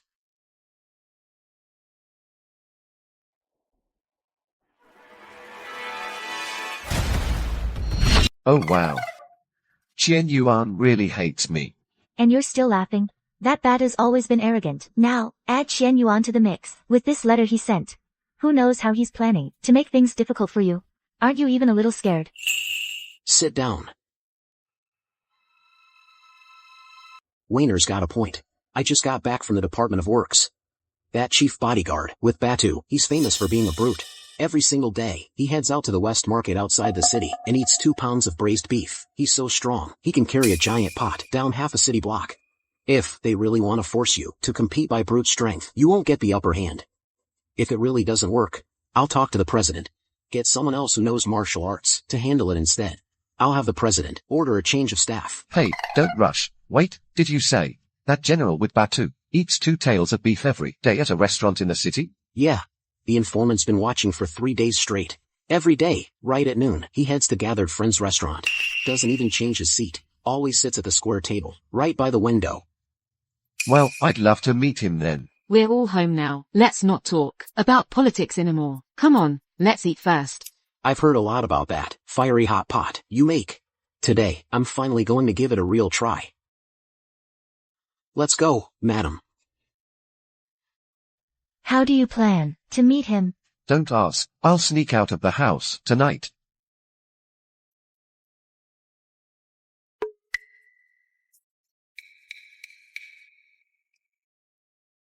That guy over there, that's Batu. So what's your plan? Hold on, it's not time yet. The meat in this dump chews like wood. Not even close to, not even close to, not even close to. Fresh lamb from back home on the plains. This place dares to call itself Gathered Friends. Good timing. Just watch.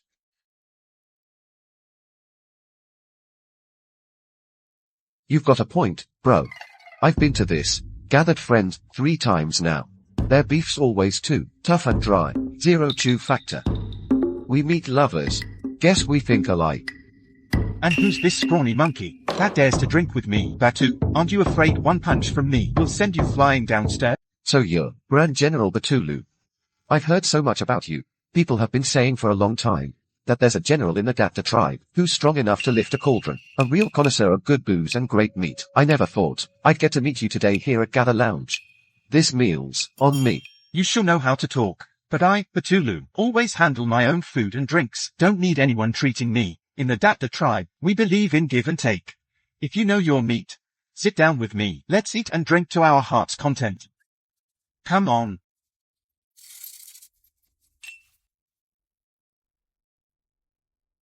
General, you're really bold and straightforward. I can tell, you climbed up from nothing, step by step, a true hero. From a young age, you had an exceptional talent for something. Sadly, it went unnoticed. In the end, on the road to fulfilling your ambitions, you kept hitting setbacks, ran into powerful enemies, and still pushed yourself to new heights. You left others in the dust. It's hard to imagine how much you'll shake up this world in the future, make people fear you. A true soulmate. Who would have thought a Central Plains monkey could actually understand me this well? Good thing I used to read a lot of novels. This routine, switch out any general, and it works. What's up, bro? I once learned fortune reading from the folks in my village. It's a kind of sorcery. General, have a seat. Let's talk. General, on the outside, you're tough as a rock. Just now you knocked back 3 shots in a row, without even blinking. But the second someone mentioned the northern grasslands, your eyes flickered. That's your softest spot inside. Even if you act unbreakable in the tribe, come nighttime, when you look up at the stars over the prairie, you get lonely, you feel alone. Nonsense. I'm the tribe's Grand General. How could I possibly be? You just finished off that plate of beef bones. I saw you pick every bit of meat off the bone, then ate whatever was left. It's a habit only those who've been through tough times truly have. You started from the very bottom out on the plains, climbing up step by step. You must have endured more than anyone can imagine. All those privileged folks around you. They say you were just some shepherd kid. Back then, your fists clenched so tight they drew blood. You had to grit your teeth so hard you could have broken them. Just swallow the pain. Even when you won, you couldn't really let yourself celebrate, afraid that people would say you were getting cocky and full of yourself. Man, you really get me.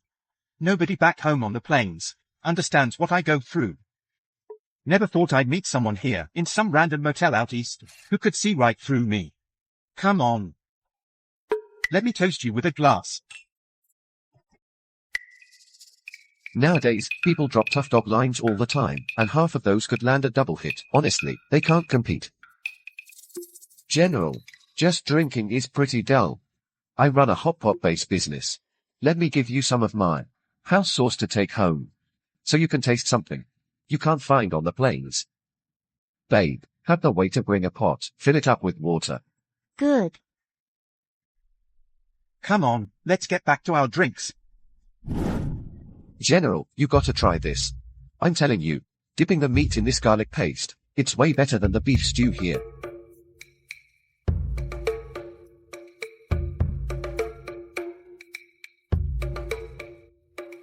That's delicious. Wow, never thought a guy like you could be such a whiz in the kitchen. Come on, eat. Gotta be straight with you. Lately. What's been going on? Within 3 days. Something bloody and dangerous is coming your way. A disaster's coming. Brother. What do you even mean by that? Is something going to happen to me in Central Plains, or is someone in the tribe plotting against me? This disaster, it's not on the grasslands. It's right here in the capital. And it's tied up with all those political schemes. Have you met with any officials from Central Plains these last few days? He wanted to tell you about the audience in 3 days, right? You. How did you know that? That guy did tell me. When I go make my petition, if I make the Central Plains folks look bad, our chieftain back home will finally see how serious the Tartars are. That's not helping you at all. He's just using you as a pawn. Even if you go through with the competition in 3 days, no matter whether you win or lose, that guy will definitely go right up to the Chancellor and talk smack about you. By then, not only will the deal be off, there's no guarantee you'll even make it back to the grassland safe. General, please calm down. Look, if Qin Qian can see the danger, he must have a way to fix it. Yeah, man, seriously. If you can spot misfortune, then you should have a plan to resolve it. I'm begging you, help me out. I have to make it back alive. I've got a newborn son to see. Take this seasoning blend home first. Simmer lamb with it every day for 3 days, at 5 o'clock. This seasoning I made. It's got stuff to ward off the cold. It'll clear out that gloomy energy hanging over you right now. As for that petition thing, just say you're sick and don't go. Send General Batu in your place. But if I don't go, won't the Chancellor think our Tartar people don't care about diplomatic relations? Your life's more important than politics. Besides, General Batu's brave and knows how to work the room. Sending him is way better than going head-to-head yourself. We still want to sell our lamb from the grasslands to Central Plains, you know. Right, and it'll boost trade. Can't believe I almost forgot about that. Brother, you're right. As long as I'm alive, I can help the tribe make money. General, take that blend I gave you home. If you like the taste, spread the word around your neighbors. From now on, your lamb gets shipped to Central Plains. My seasoning goes to the grasslands. Everybody wins. Way better than those dirty gains in government. You have my word, brother. When I get back, I'll make sure to hype you up big time. Come on, let me toast to you. Well, I'll be heading out then. See you.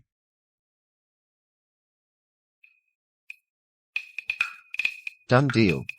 Chen Yuan wanted to set us up, but all he managed to do was open up new business channels straight into the grasslands. Only you could come up with this idea of using hot pot base to ward off disaster, and you managed to make a little business deal out of it, too. But does this hot pot base actually work? Whether it works or not doesn't matter. What matters is, he believes you. Anyway, my hot pot base smells amazing. Who knows, maybe it really could become popular on the prairie. Such a flirt. Who told you to get so close to me? And what was that just now? Calling me wifey? You smooth talker. Only a guy like Batu, with that straightforward personality, would fall for your nonsense. You actually think you're some kind of shaman now? I've never heard of a shaman who cooks this well. When you were eating that meat just now, I saw you staring at it so hard. If hot pot base really sold on the prairie, I think you'd be more excited than Batu. Me? No way. Besides, you, the way you just called me wifey, if my dad found out, you'd be in trouble. Come on. We still have to go to City Hall tomorrow. I have no idea what trouble that punk Chen Yuan is planning next. Of course I can't let my future boss wife see me embarrass myself. Future boss wife? What are you even talking about? If you keep running your mouth like that, I'll get Chuntao to feed your hot pot base to the dog. Announce. The Tartar commander, Batu, requests an audience.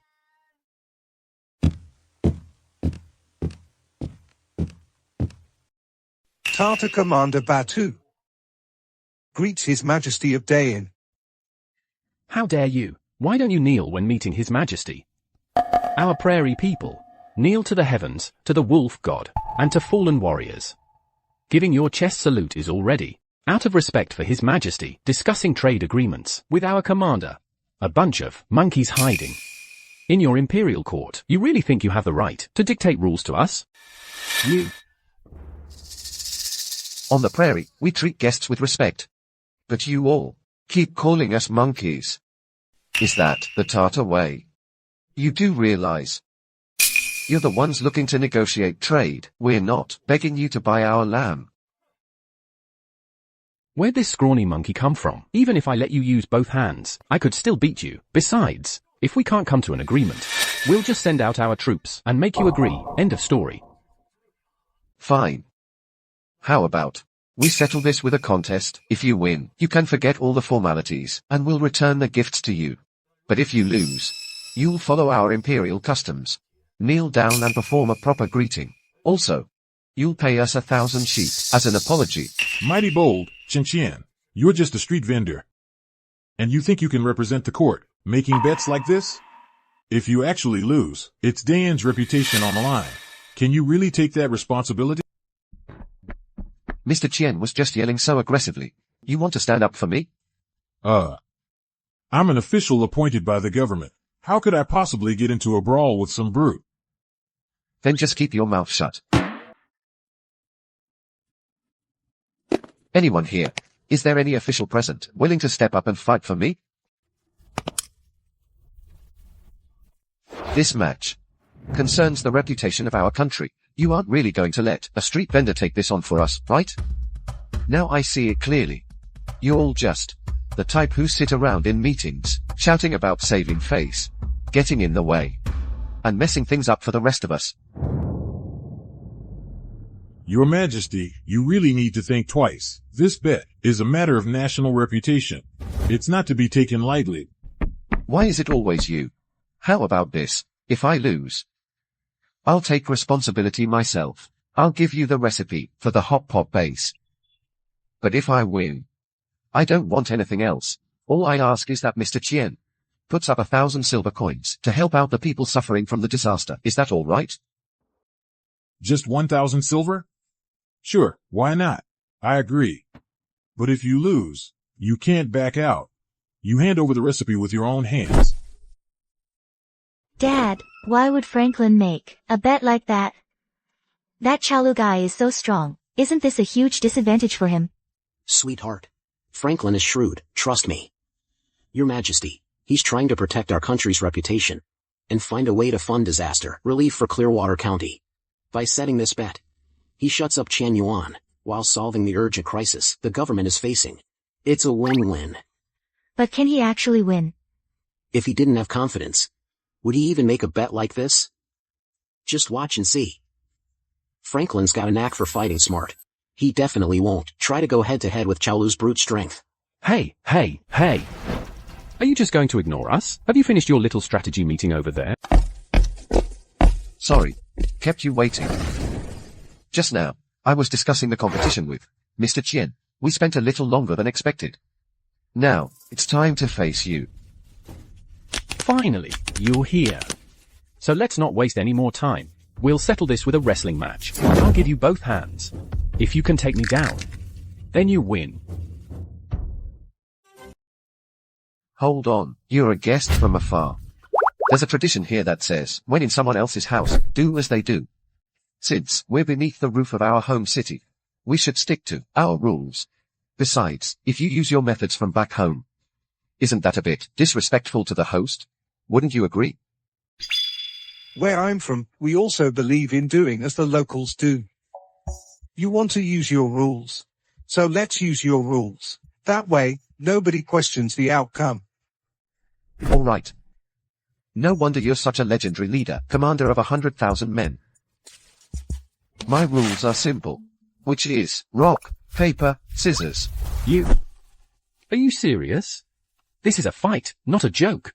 How can guys like us settle things with such a childish game? Your Majesty, Tom Bates is just messing around. This is about our nation's reputation. How can you treat this like a kid's game? He's clearly just scared of Chalu. Trying to play dirty. This playboy, he's so ridiculously shameless. Can't believe Chalu's even taking him seriously. Chalu. The commander already said, we go by our local rules. You didn't object back then.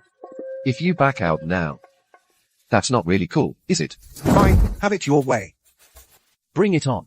It's just some silly local game, right? Why should I be scared of you? Wait. What's wrong now? Are you messing with me on purpose? I just want to check. Do guys from your land really stick to their word? Every word is a promise. Of course, everyone knows what we value most is keeping our promises. So do you remember saying you'd let me have both hands? You. Hey. Looks like these prairie guys aren't quite as true to their word as folks say. Seems that reputation isn't all that accurate. How about we just keep things normal? You don't have to make me put both hands in. Anyway, it's nothing to be ashamed of. All right. I'll let you use both hands. Come on.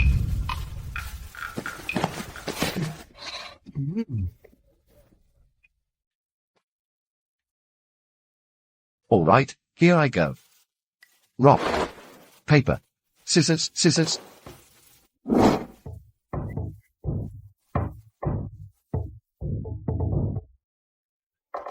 Paper. Paper. Enough. We give up. I'm about to be the top dog now. Take a look at yourself acting ridiculous. In Da Ying's Grand Hall. Even if you win, you've embarrassed everyone from the prairie. Winning or not, who cares? Well then, we concede. Kid, you're pretty sharp. Using those mainland tactics. We're not convinced by this round. How about this? Best 2 out of 3. You dare to play? Sure, I'm in. What do we play in the next round? It's up to us. Commander, go ahead. For this round, let's compete in horseback archery. We prairie folks aren't afraid of anyone when it comes to riding and shooting. Horseback archery is our specialty.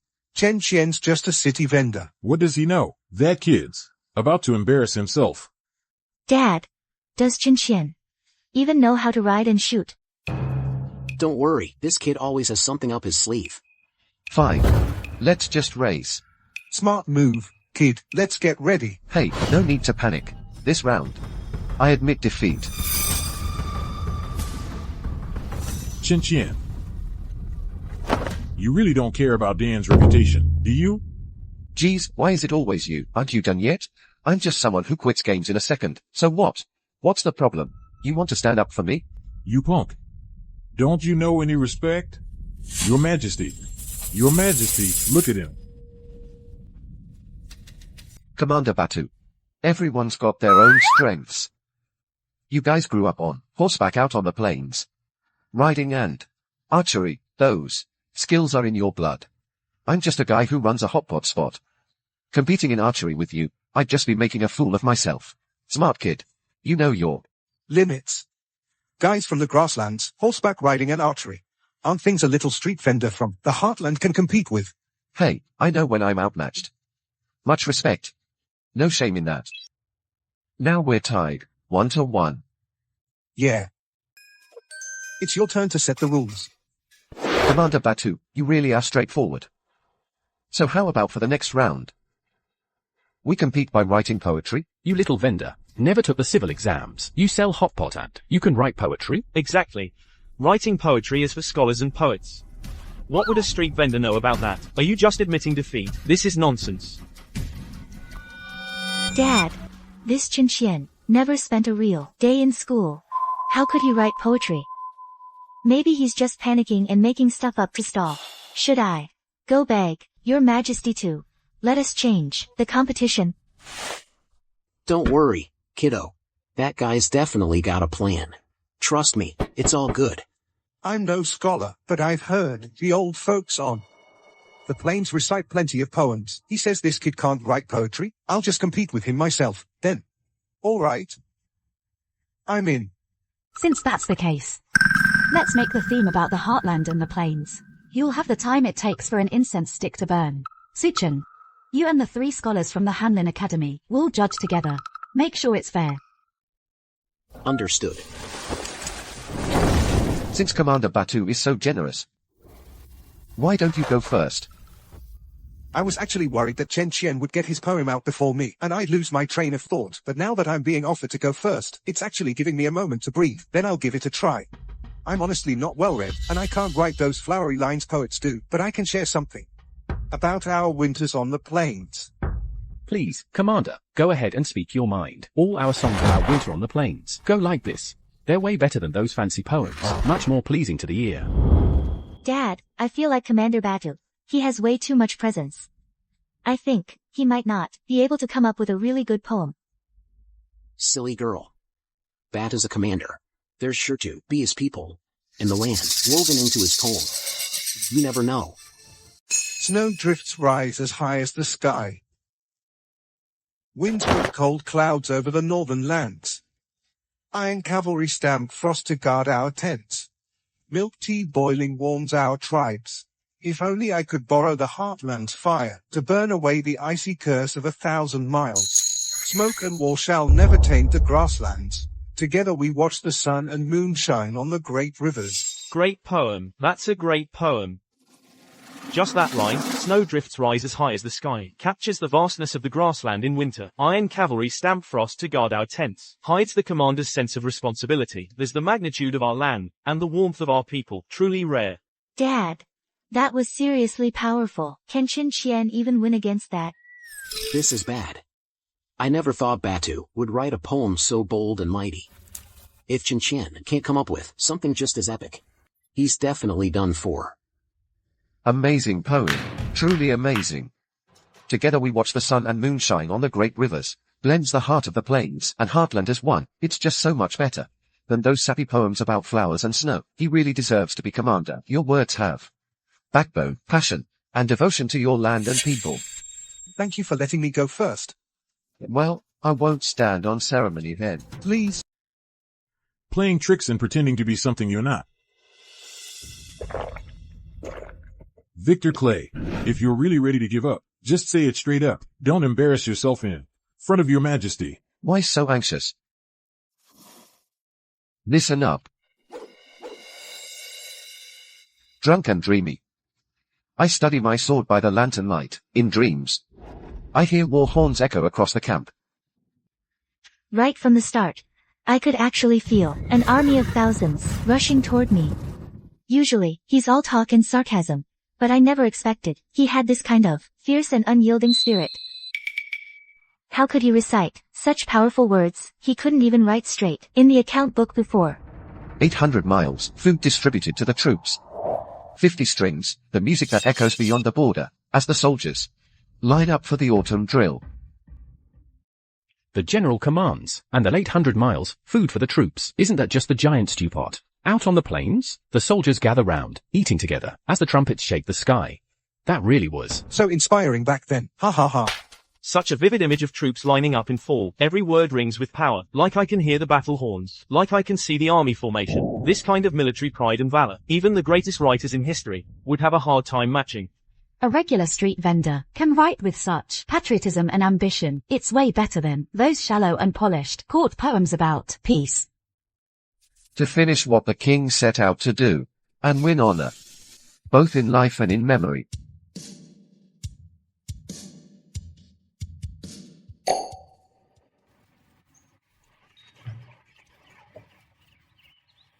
And yet, what a pity.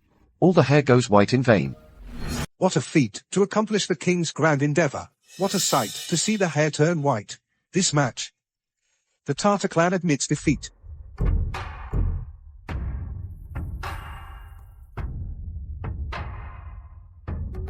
In Eric's poetry, there are blades flashing and swords clashing, a heart that beats for the country, and also, a hero's honesty and regret. These 1,000 sheep, within 3 days, we'll have someone deliver them to you. We won't go back on our word. You are too humble, but as for these, 1,000 sheep, we can't just take them for nothing. As it happens, I've got a shipment of hot pot base here. Winters on the prairie are freezing cold. Take some home and try it out. Who knows, maybe you'll like it. Even General Batulu really loves the taste, you know.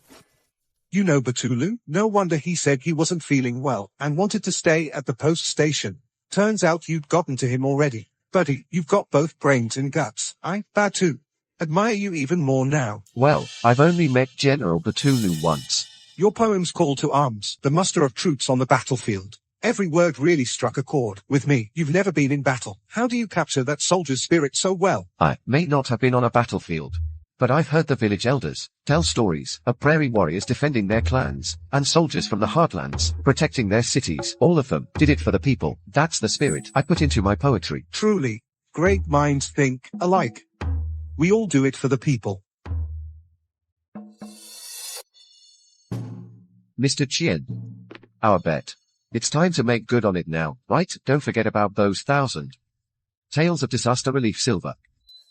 Isn't it just 1,000 taels? Disaster relief funds, right? I haven't stooped to defaulting on my debts yet. Within 3 days, the funds will be delivered by the housekeeper to City Hall. There's no need for you to keep reminding me over and over.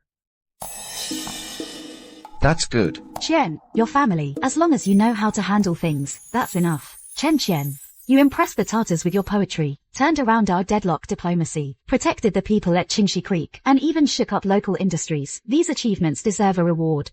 Announce my order. Grant Chien 100 taels of gold, 10 bolts of silk. And he's now permitted to enter the palace at any time for council. He'll be included in planning commerce between Central Plains and the grasslands. Thank you, Your Majesty, for your grace. But as for this gold and silk, I'm only going to use 30% of it for developing hot pot base ingredients and expanding the restaurant. The rest will go to supporting people hit by disaster. This hot pot place thrives only thanks to the support of everyone. I wouldn't dare keep all this reward for myself. No wonder I'd already heard Chen's popularity with folks. Turns out you've got the people in mind every moment. So, now, still worried about this kid? Who's worried about him? I'm just, because I'm the one who brought him here. I don't want him embarrassing me, that's all. That wraps up today's meeting. Eunuch, take Batu and their group to the guest lodge and let them rest. Make sure everything is taken care of. I'm feeling a bit tired. I'll go rest for now. I obey, Your Majesty. Commander Batu, my lords, please follow me.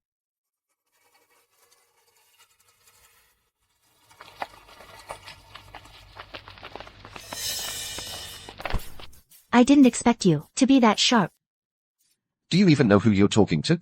Taking control of these guys is easy breezy for me. Alright, don't get cocky. Tonight, make me some hot pot for dinner. Shouldn't you be treating me out? I don't care if you don't take me out. I'm telling Chen how you bullied me. Wait. Your Majesty, this guy is really worth keeping around. He's a solid talent, brings a down-to-earth vibe, and can handle big events with guts. But he's got no academic degree and no family connections. I'm just worried if he might have a change of heart. Your Majesty, what does that mean? I was just watching. He and Wana actually make a pretty good pair. They are both at the right age for marriage now. Why not arrange a marriage for them? Your Majesty, Wana is the precious girl I've been raising for over 10 years now. Are you saying she's just going to end up with that brat? Your Majesty. Lord Su, please stop with those tears that aren't even real. I'm giving you this marriage decree, not trying to shortchange you. Chen is clever, knows business, and can handle Wana's temper too. Having him join your family in the capital means another strong ally for you, right? But I still can't bear to let Wana go. If only she could have some kind of official position. At least when she joins the Chen family, she'll have something to fall back on, and won't get pushed around, right? You old fox. Always scheming. On the surface, you're afraid for Wana, but really, you're just trying to get Chen into more real power through the marriage. A moment ago you were bawling, and now, I see you can't wait for Chen to join your family and build up your Su clan. Your Majesty. I'm only thinking of what's best for the court. Oh, right, about Wana's marriage. I'd still like to go back and ask her how she feels. Understood. Tonight, invite both of them to dinner. Chin Qian is making hot pot at my place tonight. Your Majesty, would you care to join us? I've heard. Chen Qian does hot pot really well. Tonight. I'll come try it for myself. Go easy on the spice. So, you here at Tian Kui too? You. Your Majesty, you're here too. I've heard all about your hot pot skills. Today I've come to give it a taste. Please, go and have a rest first. Uncle, you're back. Uncle, you're back.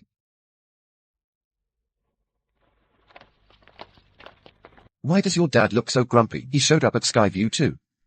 You're the one who just arrived at Skyview. You must have done something to tick him off. Watch yourself. Murong, sis, I missed you so much. Aren't you a little too old to be acting so cute? Seriously, what are you going to do when you get married? I'm not getting married. No way am I letting any lame guy take advantage. I want to spend my whole life with mom and dad, and with you. You're really my daughter. Exactly. No way we're letting those jerks outside get lucky. Hey now, it's normal for guys to end up with wives and girls to get married. Honestly, I feel like Wana probably has a crush by now. Mom, what are you even talking about? Wana, how do you feel about Chen Qian? Him. He's alright, I guess. Makes a decent hot pot. That's not what I meant at all. Murong, sis, you're teasing me too. Silly girl, why are you blushing? Liking someone is totally normal. If there's someone you like, just say it out loud. He's nice. Just a little bit of a flirt.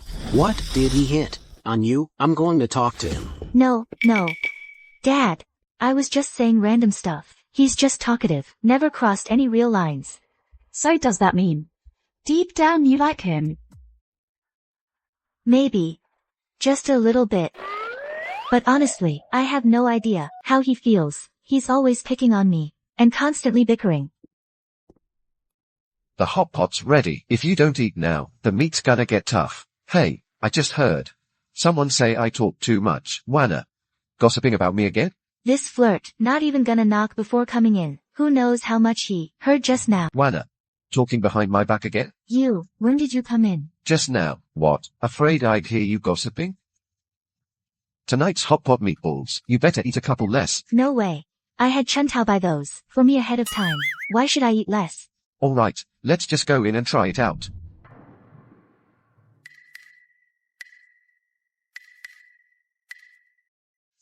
No wonder everyone says your cooking is so good. This really is delicious. Of course. Wana, save some for your Majesty. I'm just making sure it's safe for her, you know. What if the ingredients aren't fresh? Chen Qian, with skills like yours, one day your wife will be a lucky woman. Do you have your eye on someone? Well, I've just been too busy setting up hot pot franchises and sorting out accounts with the folks in the village. Honestly, I haven't had time to think about love and all that. No time. Huh, it's not obvious. Wana likes you.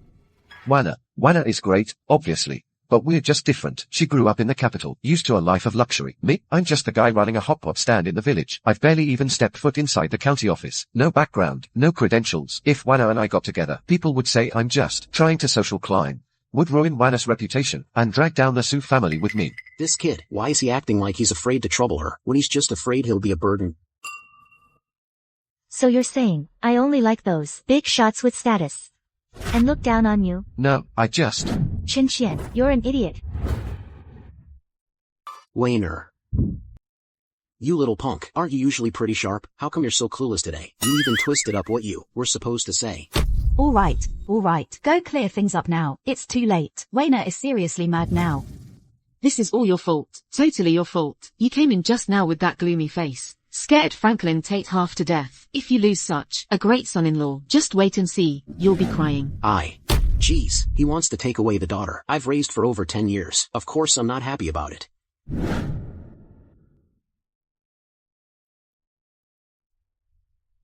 Wayner, this is your favorite sponge cake.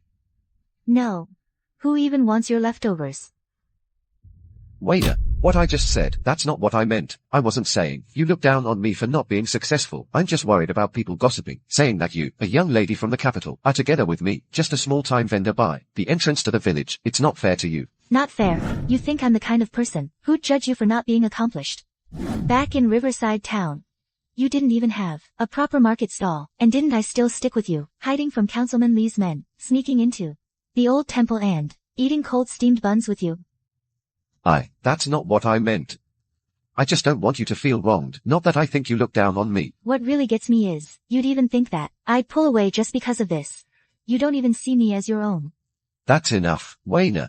Don't be upset. Don't touch me, just go. I don't want to talk to you anymore. Then, I'll head back to Riverside Town. Thanks for the trouble you and Chancellor Sue went through for me in the capital. Goodbye.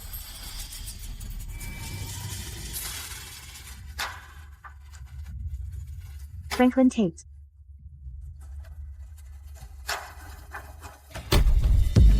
Idiot, idiot, idiot. You're supposed to be so smart, and all I wanted was for you to keep trying to make it up to me. How could you not get that? I just want you to keep coaxing me. You seriously can't get that? Wayna. Jerk. Jerk. Jerk. You know, I don't want you to leave, and you still say you're going back to Qingxi Town. You're just trying to piss me off on purpose. Wayna. I'll always be good to you.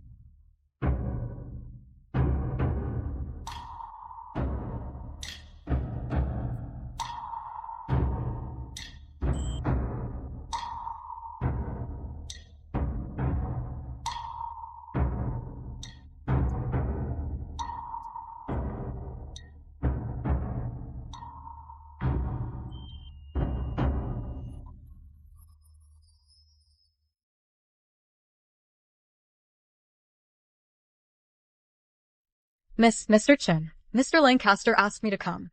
Ugh, why am I so unlucky? I always seem to run into trouble. If Mr. Chin actually ends up marrying Anne, will he make things hard for me? Chan Dao. What did Chancellor Sue send you here for? Oh no. I knew she'd get upset. Mr. Lancaster told me to check on you guys, see why you're not back yet. Dinner's going to get cold. Wayna, let's go back. Don't keep your dad waiting.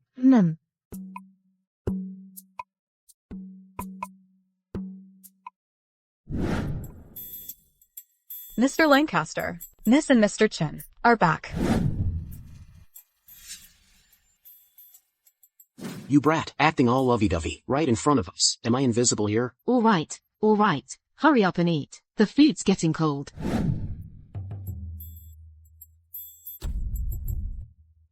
Since you two get along so well, how about I just announce it now and pick a good day for your wedding? How does that sound? Your Majesty, there's no rush just yet. Your Majesty, there's no rush. Oh, so what's the reason this time? Well, it's a match arranged by the matchmaker and a promise made by our parents.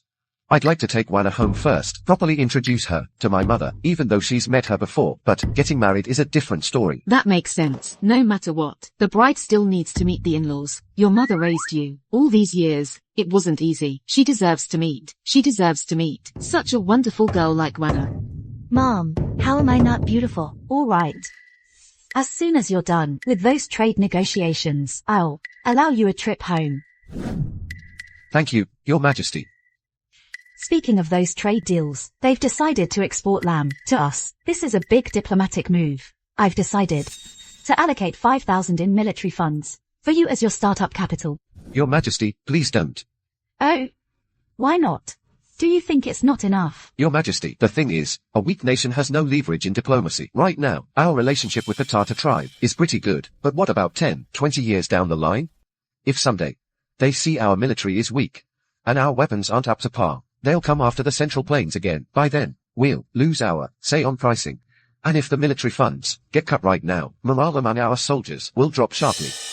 I really underestimated you. Turns out you know politics too. You flatter me, Your Majesty. I don't really know much about politics. I just remember there was an ancient Eastern nation that fell because it neglected its military and got bullied by stronger powers, signed treaties that humiliated and weakened the country. It's a tragedy. I don't want us, the Great Yin, to repeat those mistakes. Well said. What you've said, I'll remember.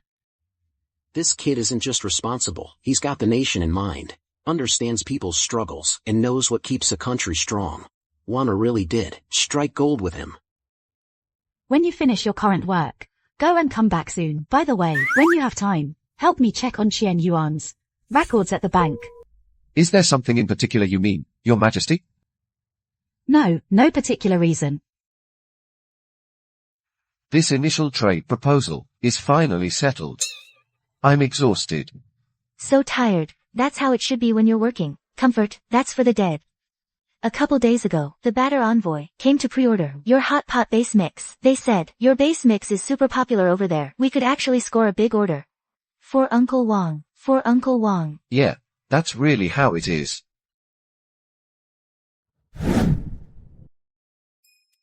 But some people, once they get busy, they forget to sleep or eat. They have no time left for me.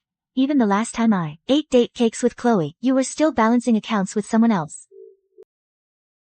I mean, I was just trying to get things done during the busy season, and then make it up to my future Mrs. Chen. This time, when we head back to the village, let's not do anything work-related. Let's just relax. If you want to go to the market, I'll go with you. If you want to eat Aunt Lee's date cakes, I'll go buy them for you. At night, we can sit beneath the locust tree and watch the stars together. Hey, that's enough. We're not married yet. Don't call me Mrs. Chen. Come on. We're almost there. Miss Sir, we're just about to arrive at Clearwater Town. I wonder if Uncle Wong and the others are still by the locust tree, setting up their stall. Great. Let's pick up the pace, then. Did you hear? Those barbarians want to order Chen Qian's hot pot stuff? Yeah, I secretly looked at their letters.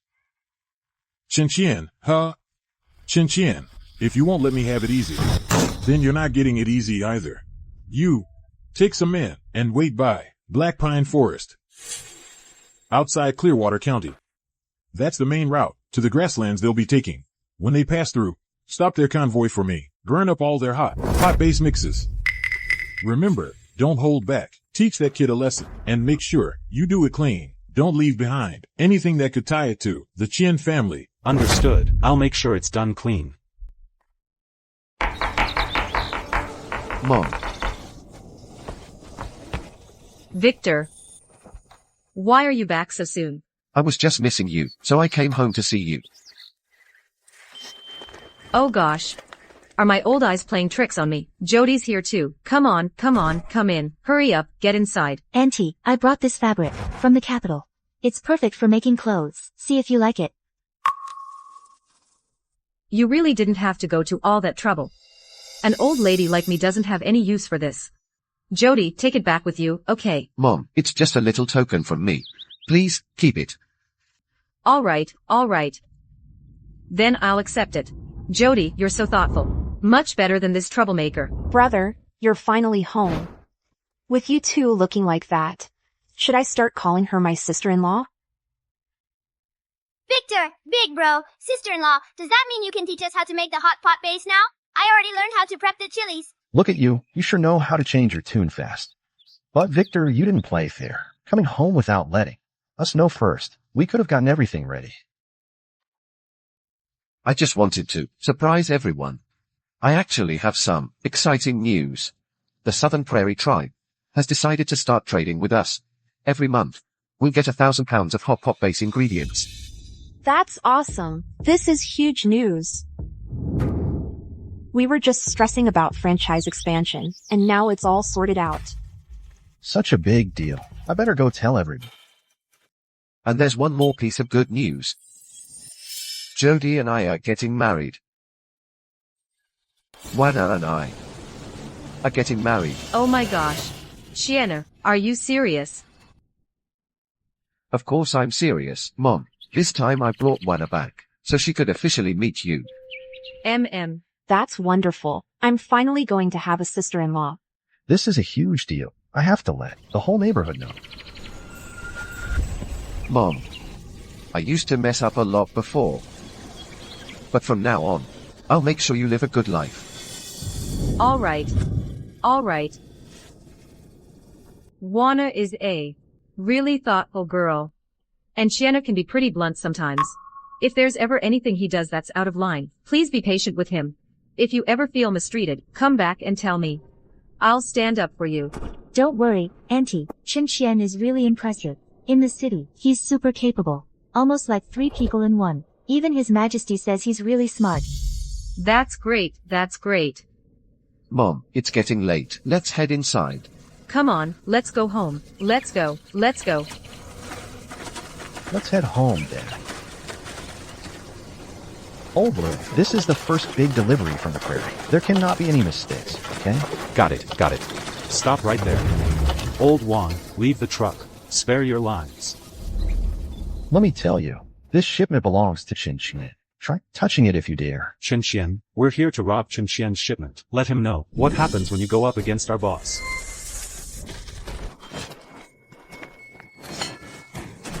Old Blue, I'm not backing down. Don't hit my dad. Wang Xiao. Drive the truck away, Wang Xiao. Let Qin Qian know, this is just the beginning. Are you alright?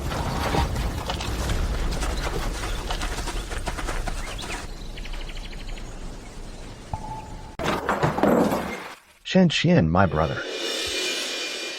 Qin Qian, my brother. I let you down, man. Our whole shipment got jacked.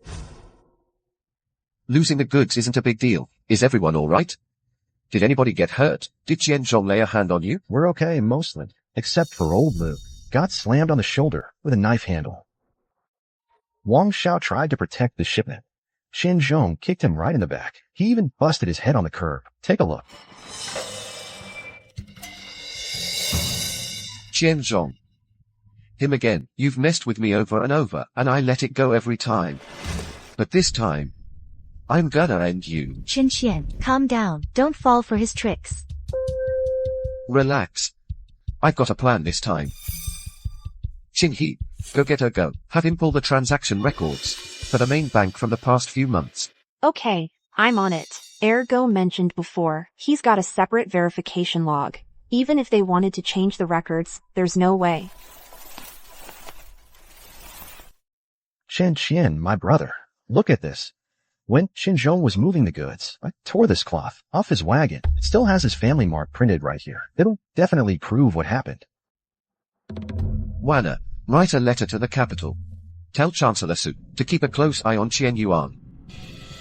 Qian Yuan, this time, I'm taking back my raw materials, and every bit of silver you stole in taxes, plus all the deed you snatched. You're giving it all. If Qianzhong dares show up again, we'll prepare him a really special gift. If the supply from the plains is cut off again, Commander Batu over there. Qian Yuan can't afford to take that hit. Qin Qian. You actually showed up in person, huh? Alright then. This time, we're not just taking your shipment, we're taking you, too. Let's see how Magistrate Qian deals with you all. Get them. Hey, don't panic.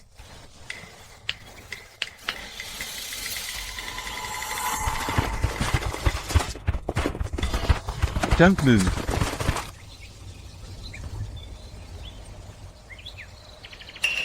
Wait, you guys, you work for the relay station? Weren't you trying to catch me? Weren't you trying to take my shipment? Haul it all away. Come on, do it. That money order you dropped, I already handed it to Commander Batu. His people tracked you down at the black market, found out you sold the raw material to some salt merchant. All the silver you made ended up right in your family's private vault, didn't it? I'll kill you.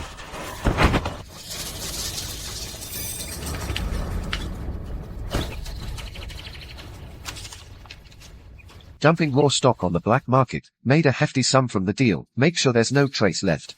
Qianzhong, these are your boss's own notes, right? Caught you red-handed. Take them away. Magistrate Qian won't let you off for this. We'll talk when he gets through this mess himself. Wana, get a carriage ready. We're heading back to the capital. Let's show the Empress exactly how Qian Yuan is lining his own pockets. Qian Yuan. Chen Qian reported you. You let your subordinates run wild. You seized the prairie trade inventory. You resold it on the black market for profit. And you still dared to collude with salt merchants for personal gain. Is any of this true? Your Majesty, please see clearly. Qin Qian is slandering me. Qianzhong was forced by him too. Chaolu is a barbarian. You can't trust what they say. Your Majesty.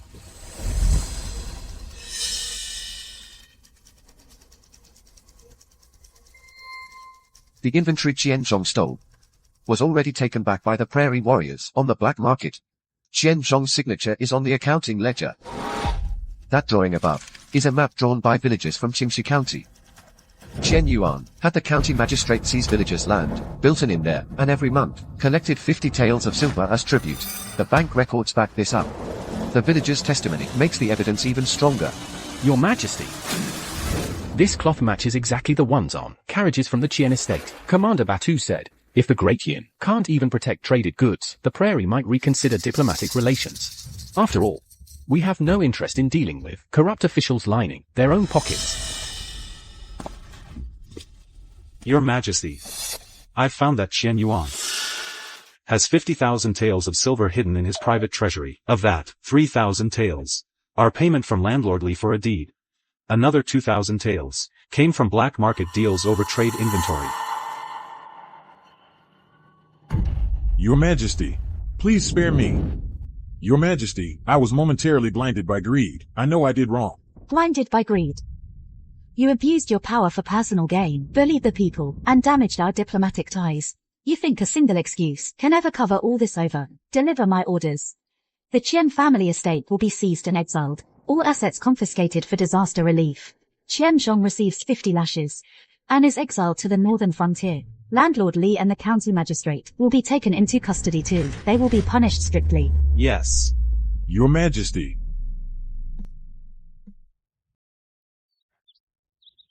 Ah, finally that's one worry off my mind. From now on, no one will bother us anymore. You seem pretty relaxed. Did you forget? Back in Black Pine Forest, we almost got cornered by Qianzhong's men. It was only because I had Chen Tao send word to the relay station early that we set the trap and caught him. Besides, you're about to become the trade envoy. You'll handle business between the Central Plains and the prairie. Are you sure you'll have time to make hot pot for me again? Hey, don't worry. No matter how busy I get, I'll still make hot pot for you. Once we get married in the capital, we'll head straight back to Qingxi. Set up a big stove at the village entrance, and invite everyone for hot pot. I'll make sure you're the most radiant bride. Chen Qian, big brother! Waner, elder sister, we're here! When are you and Waner, elder sister, going to Qingxi to get married? I want to be the flower child! Qianer, Waner. Come look, mother made Wana a wedding dress. It's all made from the capital's finest fabrics. Try it on and see if it fits. Thank you, mother. Our old Qin family is finally having a wedding. Congratulations, congratulations. Congratulations. That's wonderful. Brother Qin Qian. Here's the new ledger for the Qingxi Alley franchise stands. Now we have 50 stands and earn 200 taels every month. Once you and Miss Waner are married, we'll use this money to let the whole village share in the happiness. Yes, yes, spread the joy. Brother Chen, I brought you top quality lamb and the strongest mare's wine. Not just celebrating your wedding, I'm placing an order for a fresh batch of hot pot base. We prairie folks really love your hot pot bases. Your hot pot is the best. This time we're ordering 5,000 pounds. Wow, 5,000 pounds. After your wedding, I'll have warriors escort it. Make sure nothing goes wrong. There's so many people. Our wedding has attracted everyone.